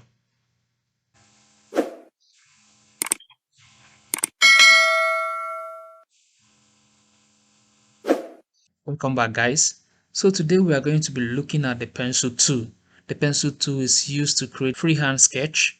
All right, so there will be points in your illustration that you will want to have a tool that you could use to draw anything you want. Of course, the pen tool and the curvature tool can possibly do what I'm about to do, but you will find pencil tool handy when it comes to doing exactly, what I want to do right now. First thing you want to do is to make sure that your pencil tool is very smooth. So once I double click on that, it's going to give me the options of the fidelity. I already have mine on smooth region. If you have it on the accurate region, you will kind of have like little sort of bumps when you draw your freehand sketch. Let's see what that looks like. I'm going to have it as accurate. Click OK. I'm going to draw something. I have my outline color as white. Let me increase the weight. You go to stroke. If you don't have your stroke here, quickly go to Windows, scroll down. You're going to find your stroke here. So I'm going to increase the stroke to make it 4. Yeah, you can see how the bumps I'm seeing here. I'm seeing some sort of bumps here. It's not looking very smooth. But see what happened when I change this thing to smooth. I'm going to drag it all the way to smooth. I'm going to make similar shape.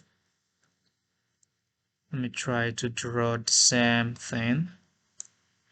All right, you can see the difference. You can see how smooth here is looking, and here we kind of have some sort of bumps here, but it's automatically smoothing the parts for me.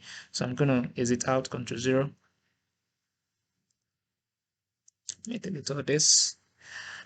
Now you could play around. Let's say you have a picture and you want to have some sort of line around the picture to make it look unique. You can use a pencil tool to draw some freehand sketch on that. I'm gonna make some. I'm gonna stop here. Right, you can see how unique this picture is looking. Let me drag this to this region. Now there are several things you could actually do to this shape to make it look good. Here is you can see that automatically here is rounded, not because it's yours might not be looking like this. It's actually because my selected cap here is rounded. By default it's always at the butt cap. Once you click on the butt cap, you can see how sharp here is. I don't want this to happen. If I prefer to have a round cap, I can choose this. If you love the butt cap, feel free to use it. Projecting caps is the same thing as the butt cap, but this time around, instead of ending where the line stopped, it's going to project a little bit more away from the line. So once I click on that, you can see what happened. It added this small portion here again because it's projecting. But I'll prefer to have it round. Let me go out. Then there are some other things that you could do. You could see in this region here, we kind of have here rounded as well. The reason why I have this rounded is because I have my corners to be round. Okay, so if I change it to mitre, you could see how sharp it's looking, like the same thing as butt cap, right? But it's happening at the corner side. And I also have another one called bevel. Bevel is kind of like chamfer. If I click on that, it behaves the same way as this. And you could see the limit here. You could decide to increase this. It's automatically at 10. I like it there. If you want to play around this, feel free to play around it. All right, so there are some other things again that you may want to do to this line that you just drew with your pencil. You could decide to have it become a dashed line. Once I select my dashed line, you would see I have several dash here right now. You see how this is looking. Very, very unique stuff. It adds some sort of texture to your image. All right. I can play around with the dash. I can decide to reduce it to, let's say, 5. I can also decide to minimize the gap. Let's say I have it as 20. And if my gap is much like this, I can decide to reduce the gap. Let's say I make it 5. You see it's a bit closer. If it's close enough, I can make it, maybe make it 9. Say, I can make it even 10. So depending on whatever you want, just feel free to play around it. You could decide to even add some kind of fiery texture here. You could get your pencil tool and make that happen to this car. See that? So it's looking unique. Whatever you just want to do, just feel free to use a pencil tool to do that. Now I'm going to play around these guys that are dancing here. There are some things I'm going to add here using my pencil tool. I can decide to kind of have some sort of line go around the lady and connected to the man too. You would have seen people do these things to some of their images and you'll be wondering how did they do this. Of course, everything I'm doing right now, you can also achieve it using yours. You guess it right. Your pen tool, your line tool, but some tools are good to be used for some kind of things. So if you want to use some other tool to do these same things, you may achieve the same result, but it might take you a longer time. So that's why I'm teaching you all this. So that's why I'm unveiling how to use the pencil tool so that you could find this thing handy for whatever thing that you are doing. Oh, you can see how this is looking right now. So let's say you want to play around something, you are designing something for your client that dances and you just want to introduce some kind of unique lines to it. You can use your pencil to do that. Let me reduce this to maybe 12. Yeah, I can even reduce it more. Let me make it 8. Yep. So once I'm happy with that, I can stop. Of course, I can also play around this line if I don't want this thing to be a uniform line. Like you can see, whenever I select my line, you can see there are some other things added here. So I can decide to increase the stroke weight, which I can also do here. All right. I can also decide to play with the arrowhead of this. If I click on this, I can find some other stuff here. You can see I don't have any arrowhead here. I have it as no. If I select arrowhead, you can see it added an arrow here. If I want to add to the end, I can also pick one arrow and you can see from it added the arrow from the start point to the finish point. I don't want that. I'm going to make it none.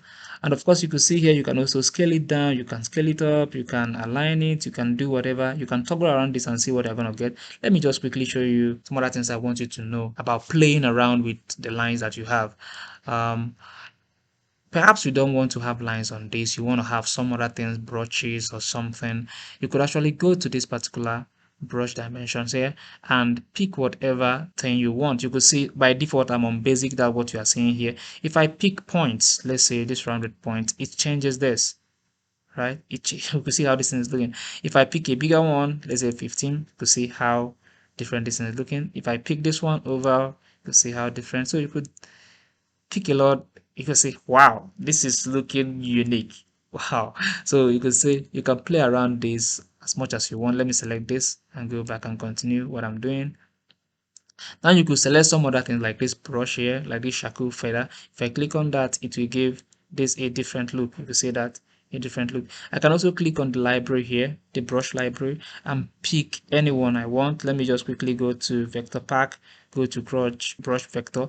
If I click on that, you could see some other ones that you can play around with. Let me drag this down. Pick the whoa, you can see what this one is doing. So once you are comfortable with what you have, you can decide to choose. You're at liberty, to choose whatever you want. I can go back to my library, go back to work, maybe go to Wacom, see another thing, maybe pick this to see how it's going to appear. Take this. So you have a lot that you can play around with, right? You can also still go back there and, go to your library, play around some other things that you have here to see what it's gonna give you. Oh, I have some other powerful tools here. If I click on this, it's gonna give me something different. It'll give me something different. You see that? It's giving me something different. Yeah, but I think I prefer what this gave me. So that's basically how to use this tool. You can play around with your stroke, play around with the brushes that you want to use, yeah, until you get absolutely whatever you wish to have. Remember, whatever I did here with the pencil tool can also be achieved with what, you guessed it right, with the pen tool. You could see I still have those kind of dotted line happening here. I can decide to use my curvature tool to do the same thing. Yeah, you could see it's happening too. Let me escape. I can decide to use my line tool to do the same thing. You see it still happen. So whichever one comes in handy, just feel free to use whatever you want. Feel free, you are at liberty to use whatever you want. Okay, all right.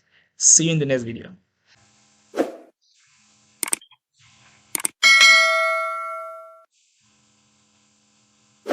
Welcome once again. So today we are going to be looking at a very special tool.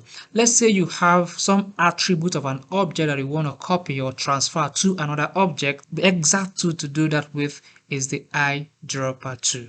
The eyedropper tool is the tool that you use to carry a feature of another object into another object. For example, if I want to transfer the color of this shape to this particular shape here, I will just select the one I want to transfer the attribute to and then get the eyedropper tool that's located here. Once I click on that, if I click anywhere on this reference object, this one is going to adopt that attribute. So once I click on this, it changes to that color. If I click on this, remember this one is kind of a combination of a gradient and a stroke. Once I click on that, it adopts that appearance. Once I click on this one, it adopts this appearance. So that is what the eyedropper tool does. The same thing can also happen here. Once I get the eyedropper tool, I can, change to whatever attribute that I want. All right. Now it mustn't be the same shape, right? Of course, if I click on this, the only attribute this shape is going to collect from this is the color. You can see that. You can see that that's the only thing it can collect from it. It's not as if the shape is going to change entirely. What I mean by the attributes is the features, the colors, the stroke patterns. That is what the other object is going to adumbrate. So that is what's going on here. So I'm going to show you another great thing that you can use the eyedropper to do. Let's assume you have a picture. Oh, that by the way, that's me. If you have a picture and you feel that there are some colors in this particular picture that you want to use, once you click on the object you want to transfer the attribute to and you get your eyedropper to, once you click on anywhere around this guy, the color is going to be transferred to this shape. So once I click on the yellow color, it changes to this. Click on this, it changes to that. Click on the skin, it changes to this. Click on the glasses, it changes to that. Anywhere I click around, even the TV here, board, the blue shear, so it keep adopting those color. So you can find this thing handy when you quickly want to preference a color of one object to another, stroke pattern and the rest. So the eyedropper tool comes in handy and also saves you time. I hope you've been able to learn something today. All right, see you in the next video.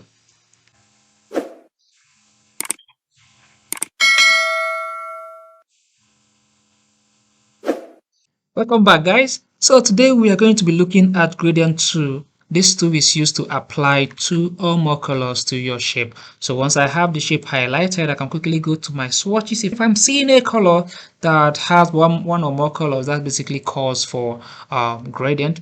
But then there are many ways to do the same thing in Adobe Illustrator. First of all, you could see that I have a tab here called the gradient. If I don't have this here, I'll quickly go to my windows, scroll down to gradient, and it's going to fly out for me once I select it.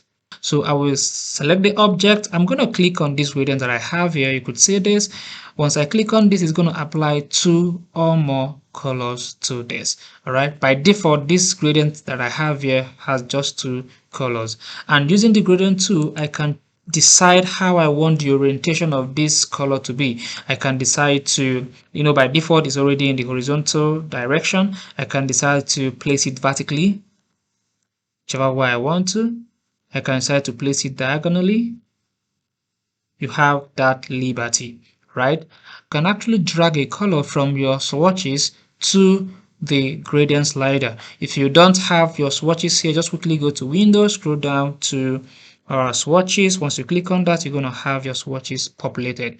So I can pick a particular color and drag it to this location, and it become part of the gradient. I can shift the location of any of the colors on my object slider, and I can play around with this slider here to decide where I want or how I want it to be positioned on my shape. So I'm going to pick this particular one. I'm going to do the same thing. I'm going to apply this, and I'm going to replace this color that I already have here by simply clicking and dragging the color on top of the already existing color. Once I do that, it will change the color.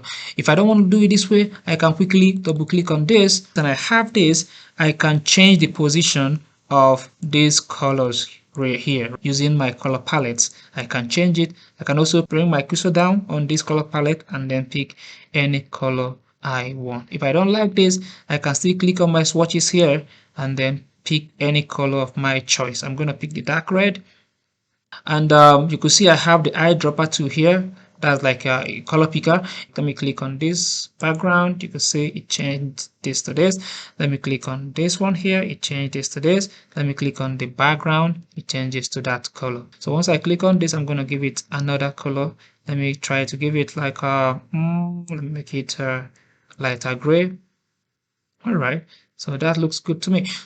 Now the next thing I want to show you is there are many gradients already existing in your swatches. So once I go to the swatch libraries and I scroll up to the gradient, I will see that I have a lot of already existing gradients. So that means that apart from the one you can mix with your hands, there are already existing gradients in your software that you can leverage on. So once you click your direction tool, you could see that we have many hundreds of already existing gradients. So I'm going to stay here. I'll select my shape and then I'll give it any color I like. Select this. Let me give it a lighter one. Select this one. Let me give it a darker one. Let me give this one a more lighter look. This looks good to me. So I'm going to select this one. Let me pick something else. Let me give it this color. Yeah. Pick this one. Yeah, let me give it this one.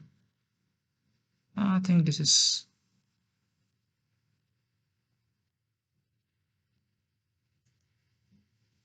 Yeah, this looks good to me. So whatever you want to do, all right, guys. So you have the liberty to do that. I'm gonna close this now. So you already know how to pop up your gradients. You know how to get it. So quickly move to your swatches, scroll up to gradients, and then click at any point, choose anyone, and then navigate to look for whatever that you feel that is right for the job you are working on. Now the next thing I want to show you is the gradient types. There are three types of gradient. We have the linear, radial, and freeform. The linear basically means using line to position, to orient how the colors is going to be here. So let's assume I have this. I'm going to click on already existing gradient that I have here. Once I click on this and I select my tool, you're going to see like a straight line. So that's what the linear is, using a straight line to position your colors or orient your colors. Radial basically means using circle to orient your color. So if I select this and I switch from linear to radial, it's gonna change. You could see this changed, right? So if I click on my 2 again, this thing is no longer becoming a line. You see that from here to here, from the middle of the circle to the circumference of the circle, we have a radius here. So I can click and drag at any point and then orient the colors how I want it to be oriented. So you are at liberty to do that. Final one is the freeform. The freeform is kind of using points to add your color. So I'm going to select this and I'm going to switch from radial to freeform. Once I click on freeform, you can see I have by default 4 colors. I can add as many point colors that I want. I can decide to click on anywhere around this And once I click at any of the points, I will select the kind of color I want to apply there. I can choose to apply this brown color here, pick this, apply the lighter one, pick this, can add red, pick this, add black, pick this, add orange,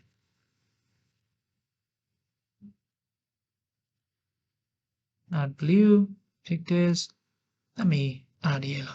All right, so you are at liberty to do whatever you want to do, using the free form. All right, so this is basically how to use this. One more thing I also want to show you is that when I have a gradient anywhere on my object, let me assume I have something like this, I can decide to play around the opacity of this object, right? Remember, I have opacity here and I have location. Location means the position of any of these. You can see this one is at position 0% and this is at position 100%. I can switch the position of these two objects by dragging them to a different location. You could see that changed from the point that this thing was. And I can add some other colors here. Once I click anywhere, it will keep adding colors for me. And I can decide to remove colors by dragging out, click, drag out, click, drag out, click, drag out. All right.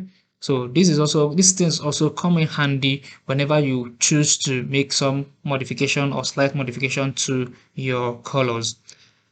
Now, one last thing, we don't only apply gradient to the fill part of the shape, you can also apply to the stroke, right, to the surrounding of that object. So if I select this object and I click on the stroke, I can apply gradient to the stroke. So I'm going to pick the already existing gradient on my swatches, right? So I'm going to pick this, pick the red one. You can see it's obvious here.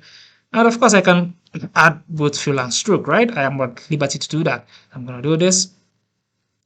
I'm gonna switch to radial, right? Let me add this, make it radial. Go to stroke, add this. I'm gonna make it radial.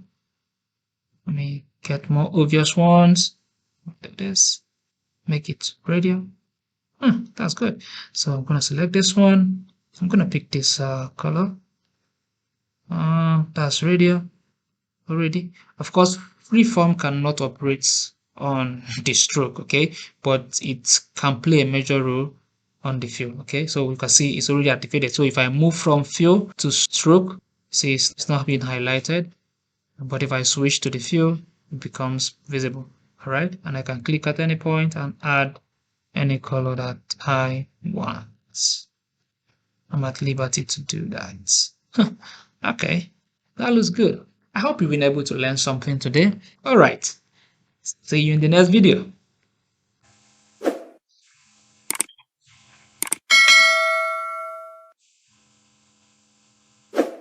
Welcome back, guys. So today we are going to be looking at the pen brush tool and the blob brush tool. These two tools are still the same thing, they do similar stuff, but just they have some little change in the kind of feature that they operate in. All right, so once I click on my pen brush tool, which the shortcut is B, if I click on that and let me change the stroke to, let me leave it at 4, and then I'm going to try to draw this. Okay, you see how it looks like? Yeah, very cool. Now I can decide to change some of the features of this brush. Though if I double click on this, I will see the fidelity. It's at the center. That means this particular shape, you could see it's not 100% smooth. So I'm going to increase this to the smooth region. I'm going to click OK, and I will try to draw the same thing again. And you can see the software kind of smoothens the path for me. All right. So if I double click and leave this thing at the accurate region, we would say, I will still be able to draw the same thing, but it may not be 100% smooth. You can see it's not 100% smooth. So based on whatever you are doing, you might want to keep this, at the center or at the smooth region. I like keeping mine at the smooth region to make sure that I have like that, that soft flow along the path that I'm trying to create. Right? You can see This is what smooth helps you to achieve. If you want to add color to this, once you click on this, select the outline and then apply any color you want to on it. All right, let's move to the blob.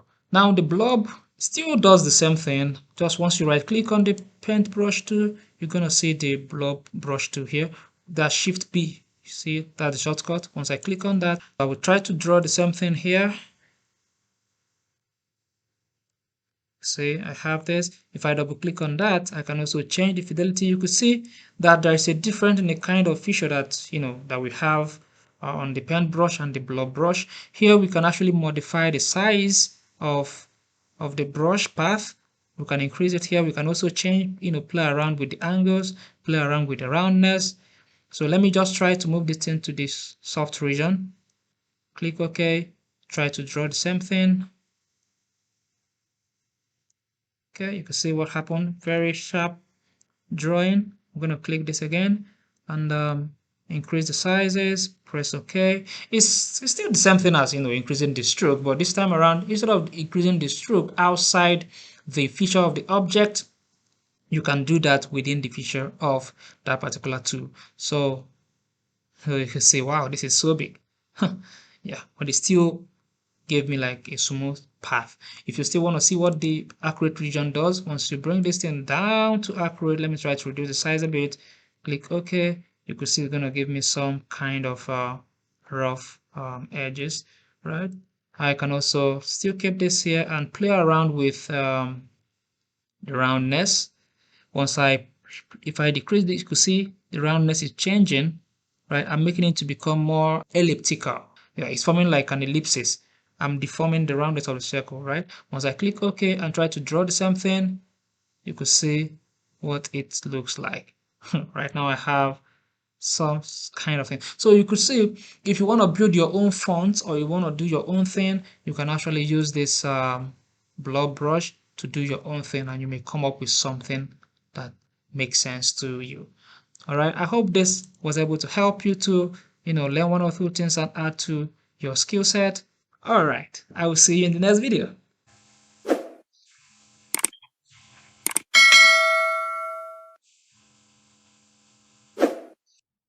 Welcome back, guys. So today we are going to be looking at another amazing tool called Intertwine. Adobe just launched 2023 version, and Intertwine is one of the features that they included in the new version of Adobe Illustrator. So once you select the object and you want to connect your shapes together, Intertwine comes in handy. Instead of using the Shape Builder tool or Pathfinder to do this, you can actually use this new tool called Intertwine to achieve your linking. So once you highlight the object that you want to link together, quickly go to Object, scroll down to Intertwine and click Make. Once you click on Make, you will see your cursor will change to kind of form some kind of a lasso shape kind of tool. So once I circle around this region, the blue color is going to go beneath the red color. So yeah, boom, that's what happened here. I'm going to do that again here. It's going to go down and the green one is going to come up. Do the same thing here and do the same thing here. Right? I'm still going to do the same thing here. Gonna do the same thing here. Gonna do the same thing here. Your circle must not be perfect. Once you're able to round off everything around the path that you want to apply that to, you're gonna intertwine it. All right. If you make a mistake, just quickly hit on your Control Z or undo, and then you're gonna start afresh again.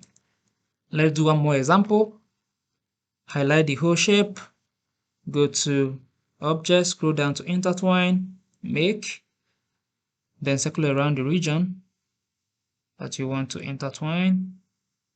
Let me try to round off everything. You will see I made a mistake here. If I don't like this, I'm going to do Ctrl Z to undo that. Click elsewhere. Let me try to highlight again. Go back to Object, Intertwine. It's still twined. Let me just release it. Select again. Go back to Object, Intertwine, Make. Let me try to round it off better now. Yeah, let me try to round this off better. Try to round this off better. Okay, so once you are happy with what you have, you can just click elsewhere. Now, I have an example where Intertwine might have played a major role, even though at the time this particular logo was created, Intertwine was not there. the Olympic logo, you could see that these shapes are intertwined. Now, using this feature, you could quickly create or recreate this logo with at ease, right? So I'm going to highlight these objects, go to my object, scroll down to intertwine and make. So you could see here the yellow was on top, but here the yellow was beneath the blue one. So I'm going to twine here. Boom, and it happened. The yellow was on top of the black here. So I'm going to twine this. Boom, and it happened. Here it was below, green was above here, twine here, beneath it's above here. Let me twine this region. Yeah, so with this you could see how speedily we were able to achieve the Olympic logo. So you could find this intertwine handy maybe in the future when you are playing around an object that you want to connect together. I hope you've been able to learn something today that you're going to add to your skill. All right, see you in the next video.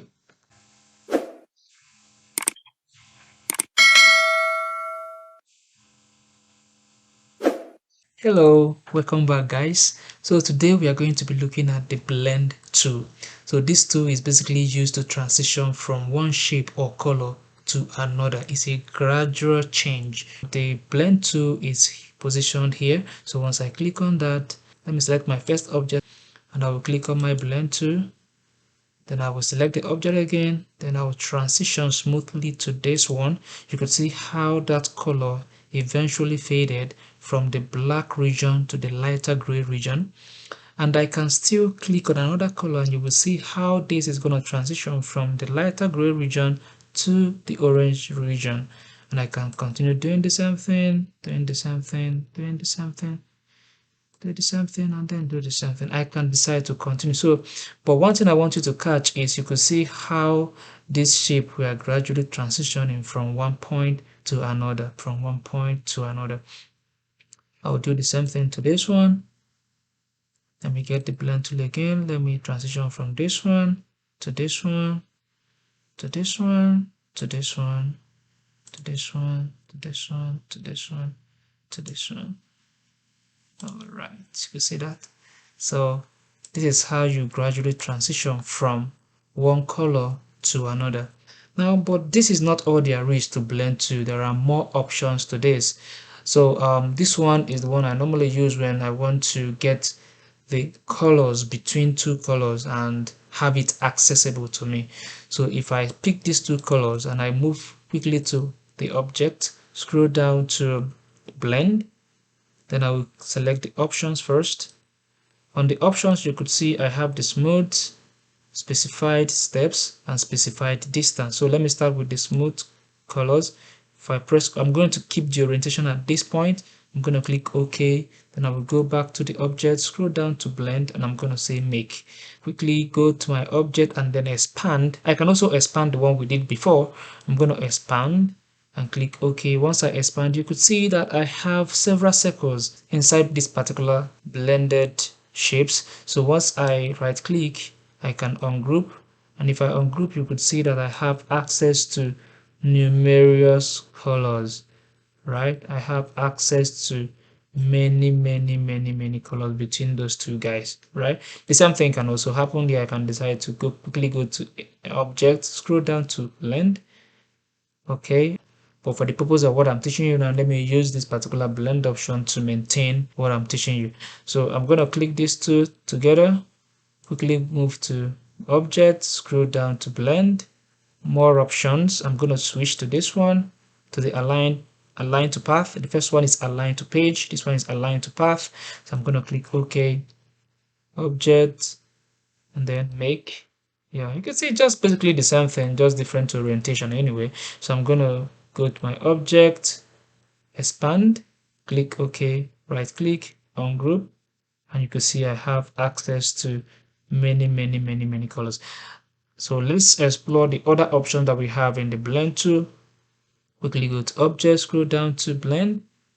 This time around, I'm gonna use the specified steps. I'm gonna keep it at say I have like 4 steps.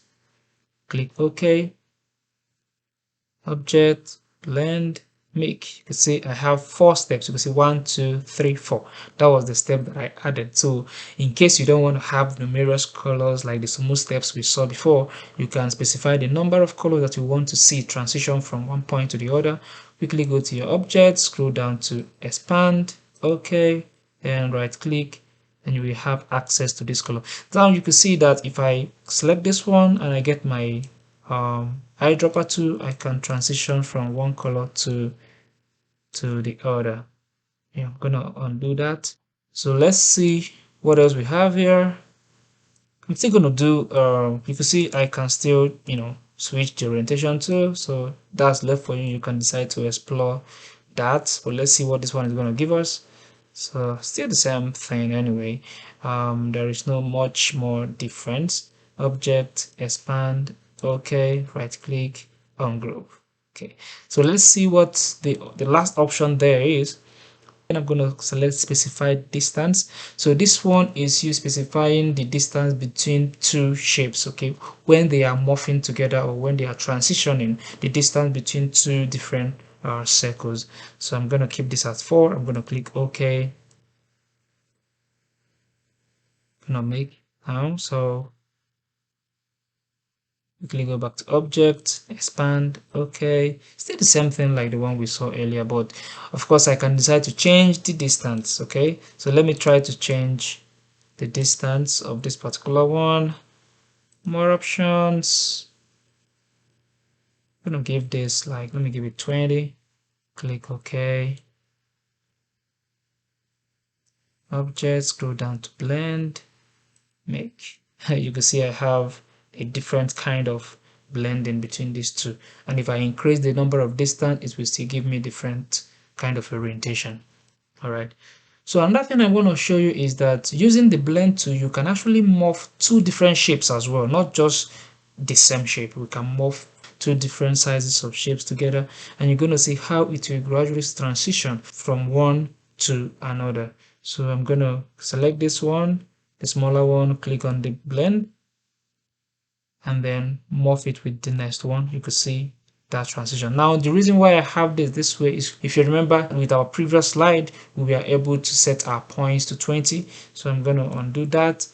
If I go to blend options, if I change it to smooth, click OK and do the same thing again. Oh, sorry. I blended the page. Yeah, of course, you can still decide if you want to expand and then have access to the different colors in between the two sized shape. Okay, so let me now show you the one of different shapes that you can also morph together. So I'm going to select the star, click on there, blend, select the star, select the circle. You can see how it transitions from the star position to the circle position, and I can transition from the circle position to the block position. Right, so you're at liberty to do whatever you want. I hope you've been able to learn something today. So you can see how we're able to transition from one shape to the other, transition from one color to the other, and have access to numerous colors in between them. That's basically what the blend tool helps you to actualize. All right, I hope you've been able to learn something again. See you in the next video.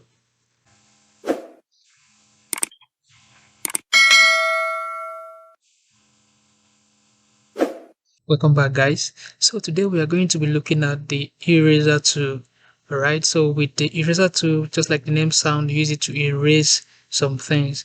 But technically, just erasing things may not give you the exact shape you want. So we can actually distort shapes using the eraser tool. So what you want to do, for instance, like I have this tennis ball, you could see that I have kind of some gaps here, which I made using the eraser tool.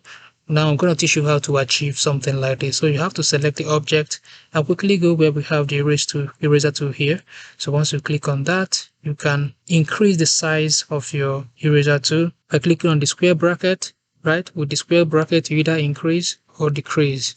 Increase or decrease. So if I increase it to this side, you can see when I click anywhere, see this shape disappears, right? That's what eraser tool should do to clean stuff. But I'm going to undo this, Ctrl Z, and I'm going to reduce the size using the square bracket. So I have that. So if I want to make this line, I will just click and then drag. See, I've made the shape. click on the drag. You could see right now that this object kind of looks like a tennis ball, right? It looks like a very nice tennis ball. And I can decide to give it different colors than the rest, and I will achieve something that I want. All right. So you can see that, of course, here it looks like a gradient. I'm going to use my eyedropper tool and then pick this color. You can see the gradient just happened here. And I'm going to get my gradient and then maybe slide all through here. Yep, this is looking okay. So I'm going to select this particular one again and do the same thing. Go to eraser tool and distort this part, right? Until you just get what you want. Okay, instead of just erasing an object, you can leverage on this tool to change your shape. Now let's try this egg. Let's say this looks like a raw egg and I want to distort the shape of this egg. I can still use my eraser tool to do this. There are still some other tools here that you can use to achieve this same thing, but I find eraser tool comfortable when it comes to distorting shapes like this. So I'm going to get the eraser tool and then I'm going to increase the size using this square bracket. Now you see that? See what's going on? You see that? So I'm going to undo this. Yeah, so that is what you can achieve with this. Let me just try to randomly make some kind of shapes here. Now there are some other functionalities that you may want to change in this eraser tool. When you go to your eraser tool here and you double click on this, you're going to see some options. We have the angles, roundness, and size. All right, so if I reduce the roundness, you could see that it's formed like an ellipse shape. But if I make it 100% roundness, it makes a circle. So if I have it this way, let me just quickly undo this a bit so that we can get what we're talking about. Double click on this. Let me change the roundness to this. Hit OK. So you can see if I'm distorting my shape, you can see what it's giving it. So I'm at liberty to change this. You can do whatever you want to do. Let me undo this again. Double click on that. Change the size, of course. We've kind of seen that we can use the square bracket to increase or decrease the size before. So let me just decrease it with the square bracket and increase it with the square bracket. So you can actually do that there. Let me double click on this. Let's check the angle. Now this is angle 0 degrees. So if I increase it to, say, let me just make it 90 degrees. Yeah, and hit OK. So you can see it turned up. Let me reduce it using the square bracket.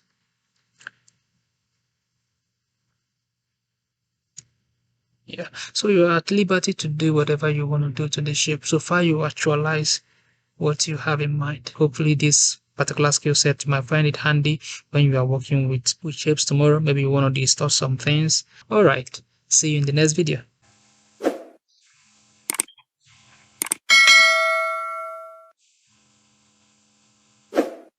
Now let's talk about the knife tool.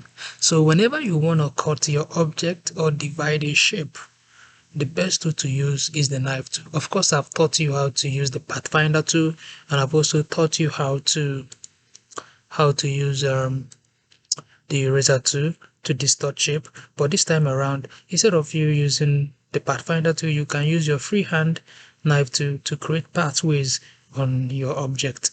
All right, so whenever you want to cut an object or create paths on an object, the go-to tool is the knife tool, and it helps you because you can create any path that you want. You can cut your object whichever direction you want to cut it from. All right, so I'm going to get the knife tool here. It just beneath the eraser tool here. So once I select that, I can draw a freehand line across this object, and it's going to create that for me. First of all, let me select the object, click on the knife tool, and draw a line. See that? It has created this path for me.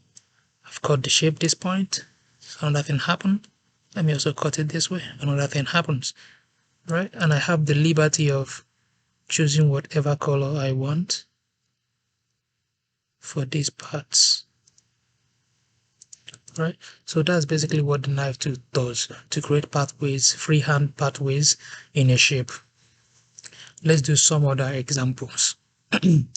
So I'm going to select this object, go to knife tool, draw this line, draw this line, draw this line, draw this line. All right. So once I make that happen, I can choose whatever color I want.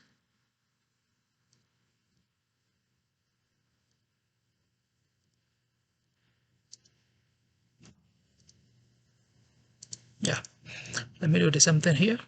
Let me try to play around this. Let me just do what I'm used to. All right.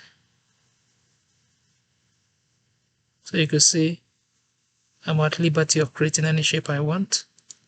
So these are some of the things that the Pathfinder tool may not be able to do. The knife tool just helps you to create freehand pathway on your object, so that you wouldn't be limited. Let me give it blue. Let me make this. Let me give it yellow. All right. All right. Remember, you can remove this. Yes, you can remove this. Yeah. All right. Let me undo this. So there are many things you can really achieve using this tool. You can make your work very, very unique compared to what other people are creating out there. Let me still do this again. Get the knife tool. Try to do something unique.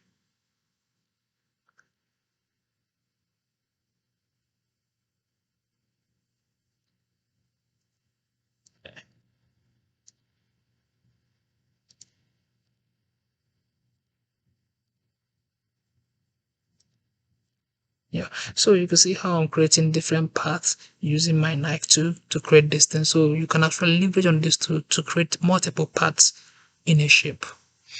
I hope you've been able to learn something. All right, see you in the next video.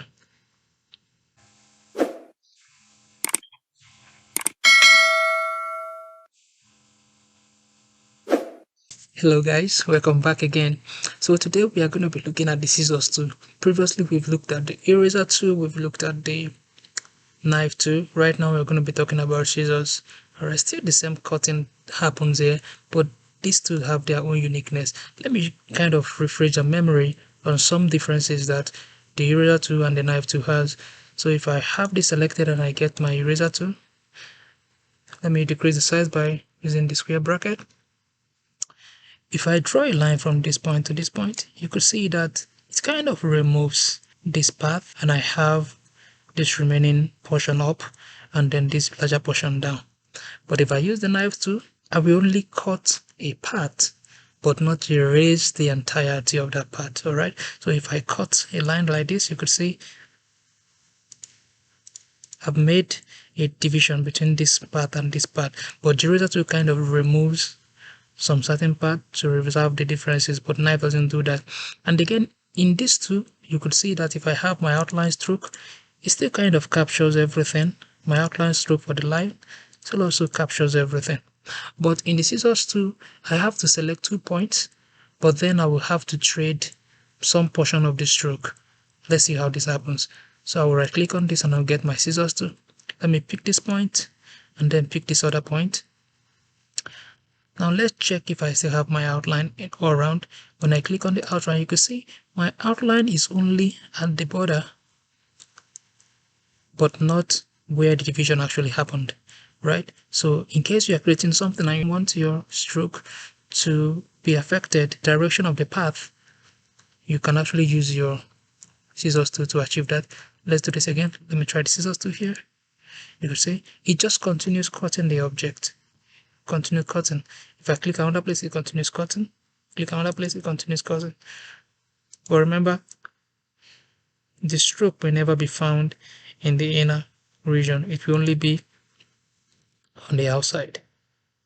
Let me use this color. Use this color. Let me use this color. Oh, why not black? Yeah. So you can see. So these are just the major differences amongst the eraser tool, knife tool, and the scissors tool. So depending on whatever you want to create, depending on the kind of path that you want to chart, you can now decide on the tool to actually use. Let's say do some more example on the scissors tool. Like I told you, you can just subdivide this into 2 different work. Let me get the scissors tool here. Let me click at this point and then click on this point. Now I've separated these 2 work. If I do that, let me also do it for the one on top. get this point and get this point. So these two are now separated. See that? It's now separated. Now let me do it for this. You can see now I have the stroke or around this shape. But let's see what happens. I'm gonna click at this point and then click on this point. I'm gonna click at this point and also click at this point. Select everything, holding my shift key. You can see the stroke didn't follow through here. Alright, see you in the next video.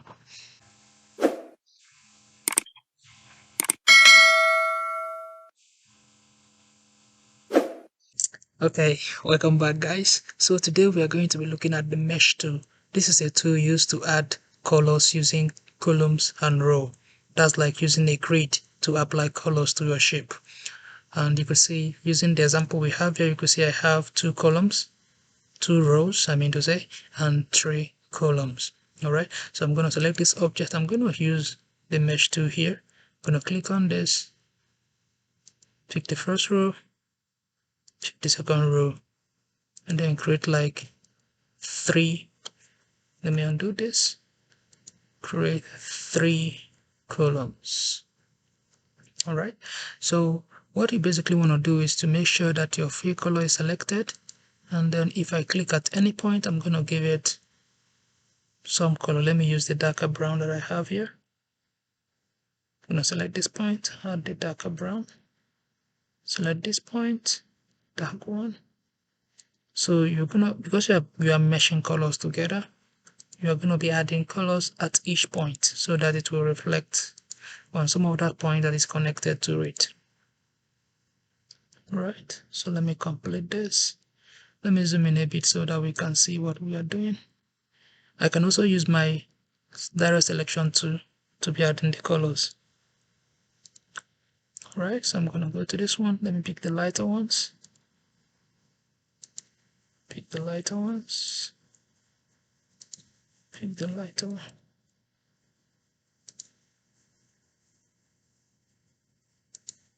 Okay. Pick this. Let me say pick the lighter one. To pick the lighter one. The lighter one. Here I'm gonna pick this darker one. So whenever you achieve what you really want, then you can stop. Okay, so let me zoom out. So you can see how this is looking like a real cup. Instead of just adding colors, when I create, let me just create another shape. Instead of just adding colors, just one color per time, or maybe using gradient like we've learned in several videos, we can just basically use mesh to connect colors together. Let's try something again using this shape I just created. Let me get the mesh tool. Let me make like one column and 1 row. I think that's okay. Let me just make more. Let me make 3 columns, right? So I'm gonna pick this point. Let me add this darker black color here.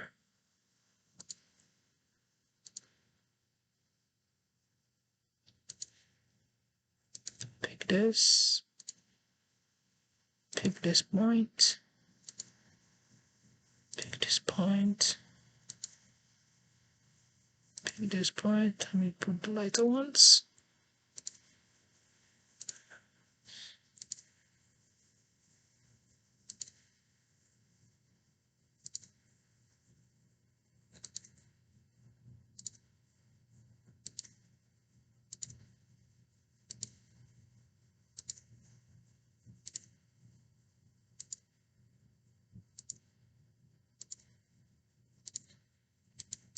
So you can see what I was able to achieve. It still looked like gradient, but now I have the liberty of adding multiple colors into my shape to kind of give it some form of texture to it. So you can see that this looks like a real cup, and this is no longer looking like a normal flat rectangle or square shape. So let's do that one more time with this. I'm going to select this, add 2 columns. Let me get the mesh tool. 2 rows. 3 columns. You can add more than 3 columns anyway if you want to. So I'm going to pick my direct selection tool here. Of course, you can still use a mesh tool to be clicking and adding colors if you wish to. Let me put pure black here. Black, black, black. You can see that this point looks so dark. Even here we have like multiple grid points. I can add more if I want to. See that? Make here black. Black. Go to this region. Still add some black here.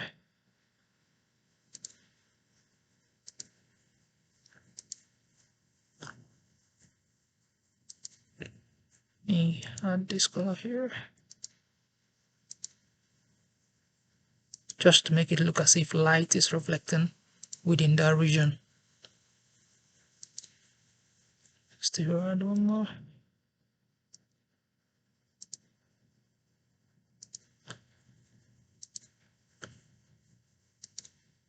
Let me close off with this lighter gray color.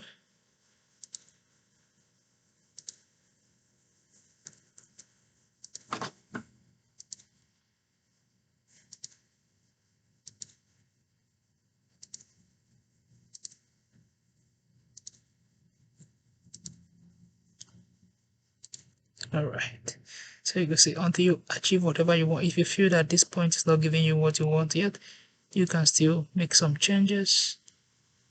Add some darker one here. And some darker one here.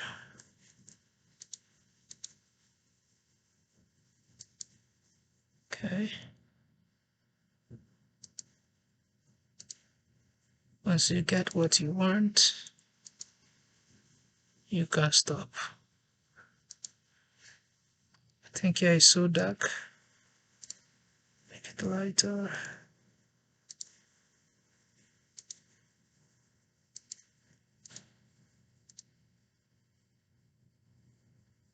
So yeah, so that's basically how to create some of this, and I hope this helps you to add to the skills that you've already acquired in the past. Alright, see you in the next video.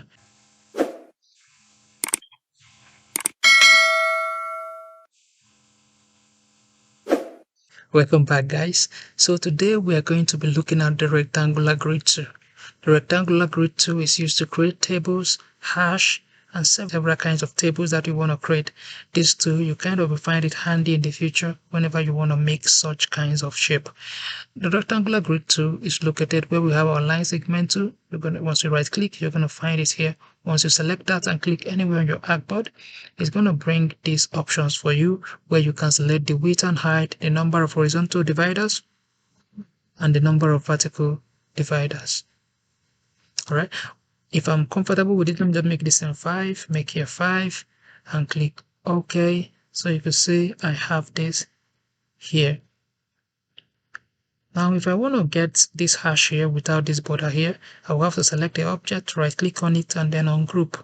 Once I ungroup this, I can remove this part. Now I have something similar to the example I have here. Now all of them are no longer grouped because I ungrouped. If you want to group them again, you select everything, right click again, and then group them. I'm going to do the same thing here, but I want you to also know that you can add a fill color, you can add a stroke color to your grid. So I'm going to select on this, click on anywhere. Let me just make the 3, make here 3, and click OK. Yeah, so once I have this, I can give it the color blue, and I can give the stroke. I can select the stroke and give it the color of white. That's exactly how I made this example. So now we have the same thing like the example that we have here. But there are several other things that you might want to do with this rectangle tool, where you're going to be using your Pathfinder to create some multiple kind of colors within your created rectangular grid. So once I click on my rectangular grid, select anywhere, let me say click OK. If I'm comfortable with this, let me just give it a color of just give it black. If I'm comfortable with this, what I would like to do is to click on Pathfinder and divide. Once I divide this, right click and ungroup, they become unique entities, and I can make any change that I want. I can give one different color and I can give another different color. So if I select this, let me use my eyedropper tool, give it this color. Select this, use my eyedropper tool, give it this color. Select this, use my eyedropper tool, give it this color. Select this, use my eyedropper tool, give it this color. So you are at liberty. So you can see this looks like a shares board. Maybe you are doing a project that has to do with creating a shares board or something. You can find the rectangular tool very handy. Instead of creating squares one after the other to make your chessboard, you can leverage on the rectangular grid tool to create that table, and then use your Pathfinder to give each grid or each particular sub square inside the grid a different color. Now there are some other things that we can also achieve using this. We can still use our shape builder to create some unique kind of table using the rectangular grid tool. So once I click on this, I'm going to still make the same kind of table that I made earlier. I'll click OK, select everything. Let me just give it this color black. Increase this a bit. Once I have this selected, I will just click on my shape builder tool, which I have here. Click on that, select all this color together, and they are now merged, right? I can select this, these two are now merged.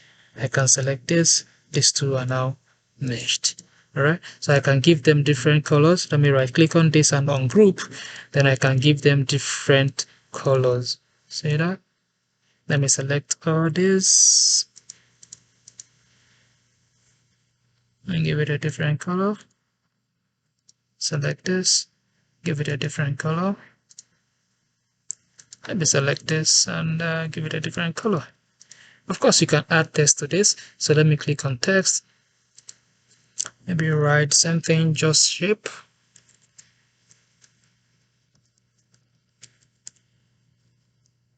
I can get my eyedropper tool to give it exactly the same kind of font and style this has.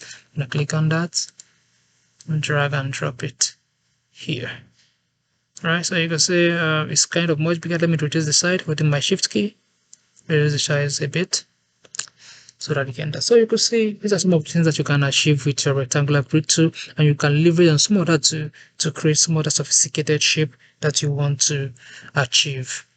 All right, I hope you've been able to learn something today. Okay, see you in the next video.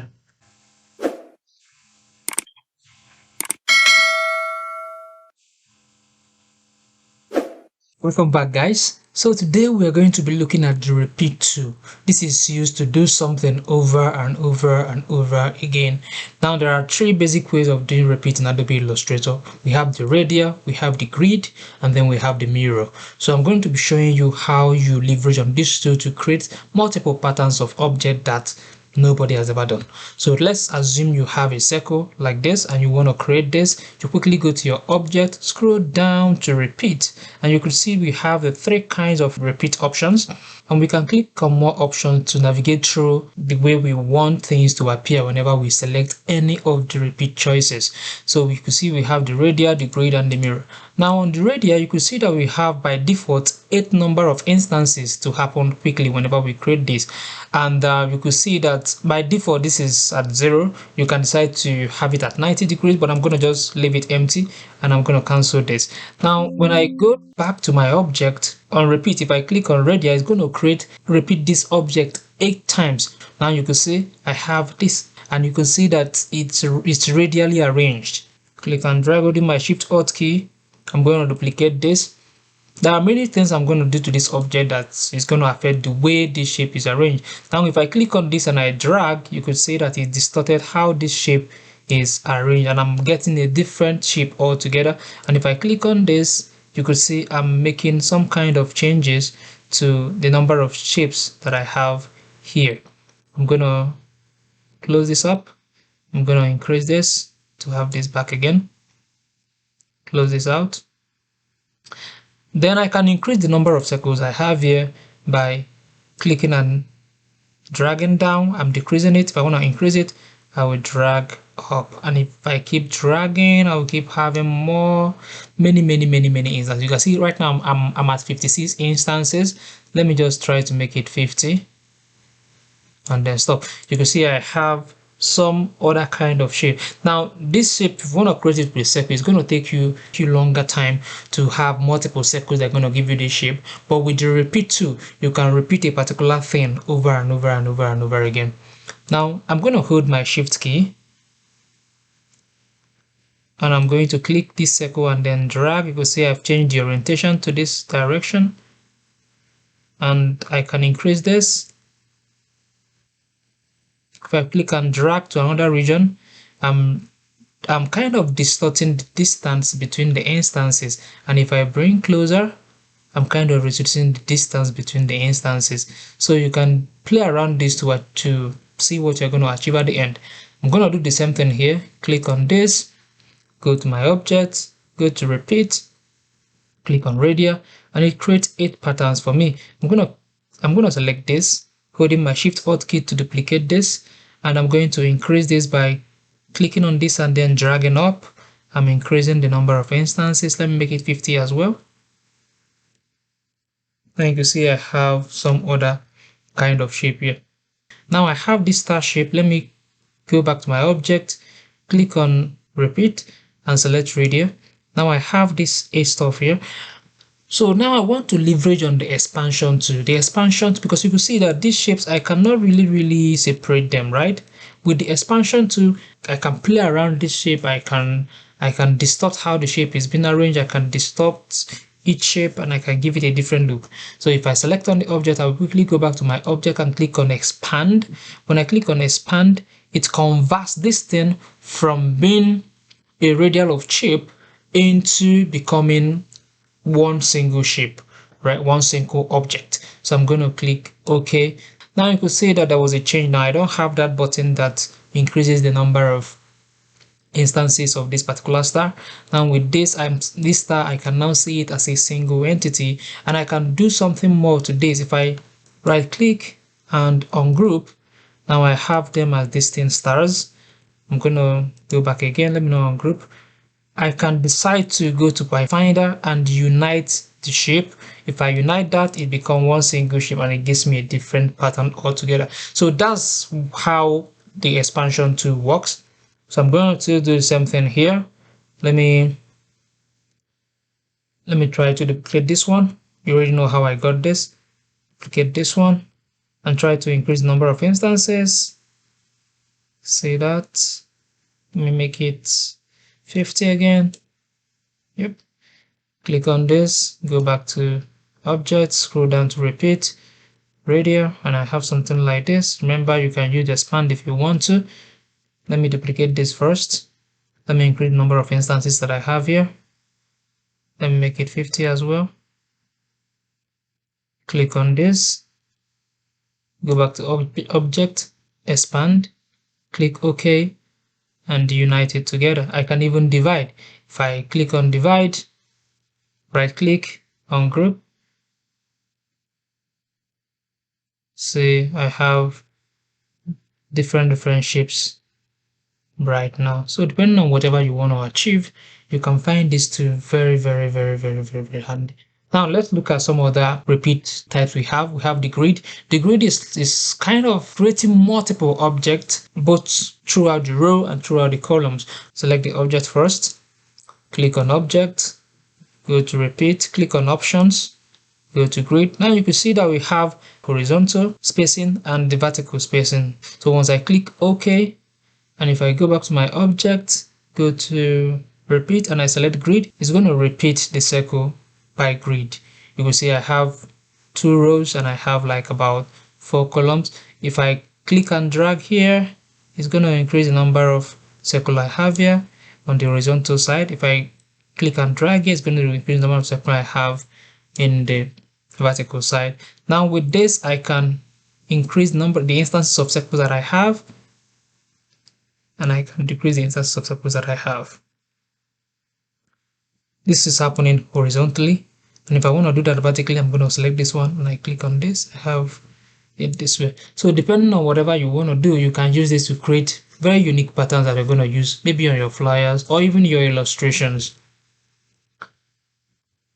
Finally, mirror. The mirror is basically used to change the location of an object. So if I select this object, click on object, scroll down to repeat, click on options, you could see that my mirror is in 90 degrees. So I'm going to mirror this image 90 degrees away from where it's originally positioned.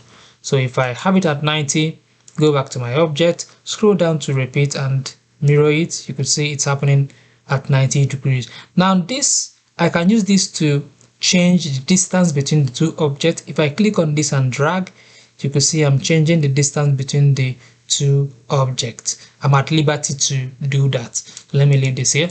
I'm going to double click to exit. Now these two objects are mirrored together. You can see they have the same distance from each other. Let's assume you want to mirror this image. If I select this object and if I go back to my object, down to repeat, you can see that I have my mirror selected. If I mirror it, you can see what happened. So this is just basically what the mirror image helps you to do. It helps you to kind of reflect your object, maybe 90 degrees or whatever degree that you want to reflect it from. Let me undo this, select this again, go back to object, scroll down to repeat. Let me change the option from 90 degrees. Let me make it 45 degrees. Click OK. Object, go to repeat, mirror it. You can see it's now 45 degrees, and I can decide to bring this closer, decide to expand it. Let me bring it closer this way. I believe you've learned how to use these three types of repeat: the mirror, the grid, and the radial. Alright, see you in the next video.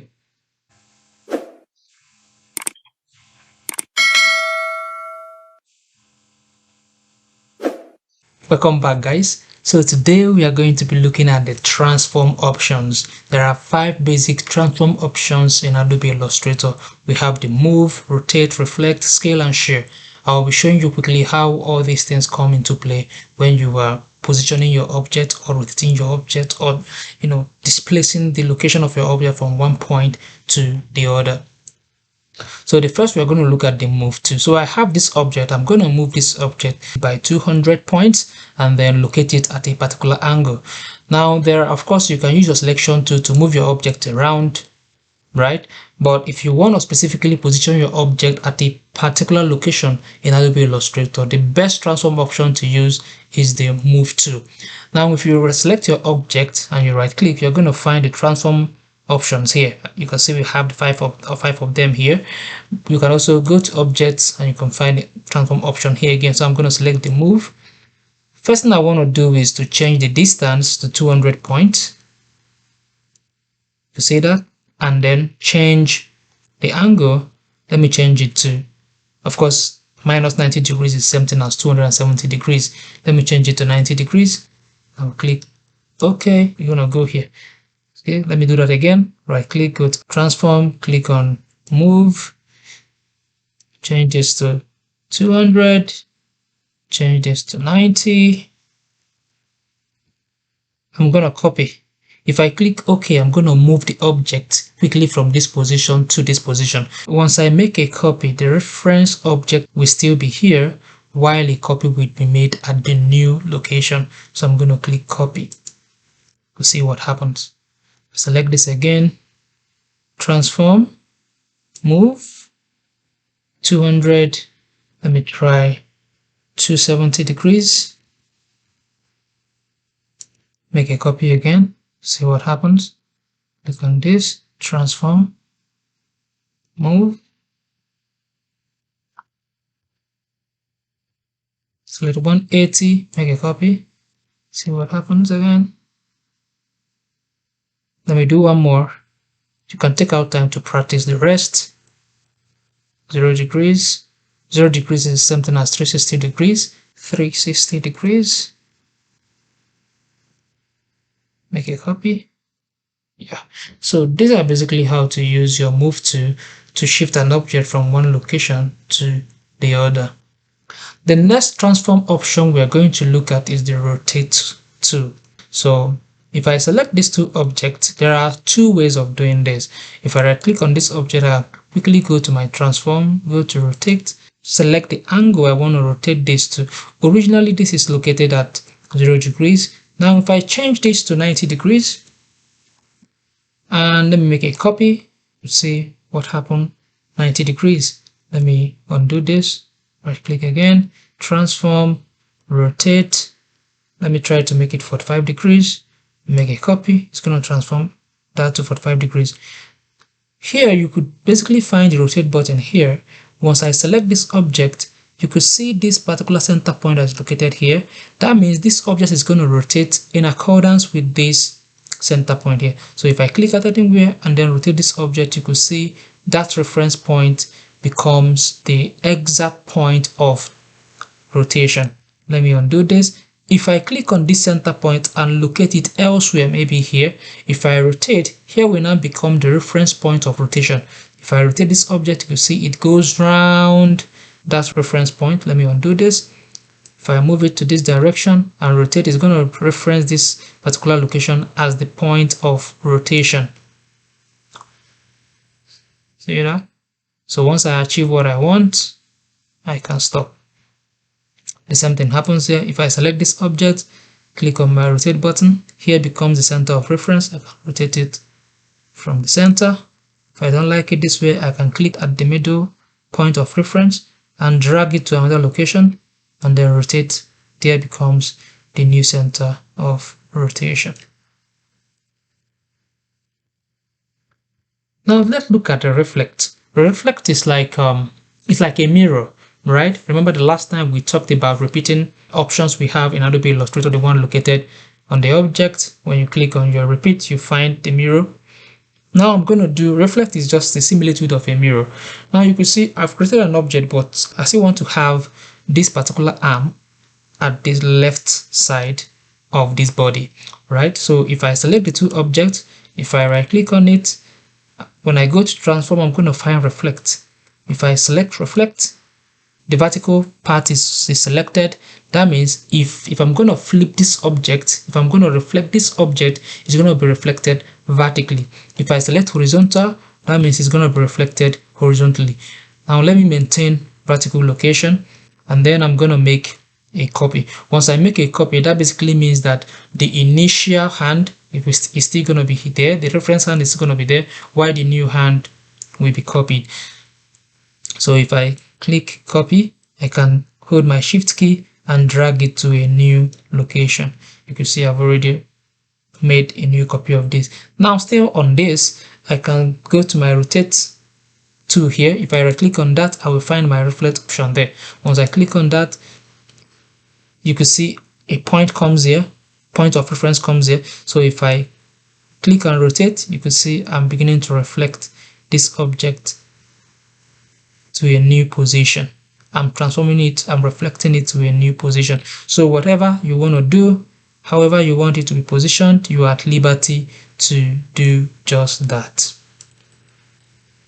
All right, I'm going to undo this. Let me have it this way. So this is basically how to use the reflex to do this. So if you want to have much more room, much more options to play around with, you basically have to select the go to object, use transform button here, select reflex and play around this and achieve whatever you want to achieve. The next we are going to talk about is scaling. This is just the increase or decrease in size of a particular shape or object. So if I select this object and I right click, go to transform, you could find scale here. If I click on that, there is a uniform scale and there is non-uniform scale. The uniform scale basically means that the horizontal scaling and the verticals are the same at all time, right? While the uniform scaling is that one is increasing while the other is decreasing. So if I increase this, you see that I'm using the wheel button of my mouse to increase the size. So you can see every part of this object is increasing equally, right? But if I select non-uniform, if I start scaling one part, the other side will remain dormant. So you can see what's going on here. Now let me undo this, right click, transform, select scale. Let me try to scale it by 200 and click OK. You see this object has been increased by 200. Now there are still options here that I can still do that with. You can see where I have my scale tool here. Once I select the scale here, you can see this point becomes my center of reference. That means if I click and drag, the increase is going to be happening at this from this center of reference. So if I click and drag, you can see, because I'm not holding my shift key, you could see that the increase is just distorted. But if I hold my shift key, holding my shift alt key, it's increasing equally. But if you're not holding any of this key, it begins to scale non-uniformly. So the last one I want to share with you is the shear tool. The shear tool is basically used to distort. You can still find it the same place where we have our move, reflect, and the rest. So if I select this object, this particular object, if I right click on it, move to transform, click on shear, so you could see that the shear angle is 0 degrees here. That means if I begin to change this angle, you see what's going on here, right? So this is 45 degrees. If I make a copy of this, let me give it another color. Let me select the main object again, go back to transform, click on shear, and I'm going to make it 135 degrees. 135 degrees. See, something happened. I'm going to make a copy of this. I'm going to make this, give it the same color, give it orange color.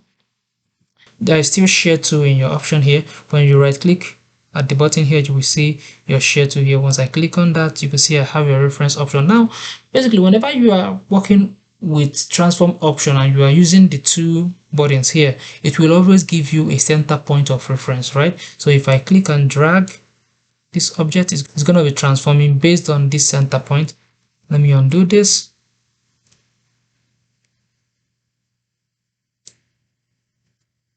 Let me select this again, the main circle, try to distort this object. You can see it's being distorted from the center. Alright, I hope you've been able to add one or two things to the skills that you've acquired so far in Adobe Illustrator. Alright, see you in the next video.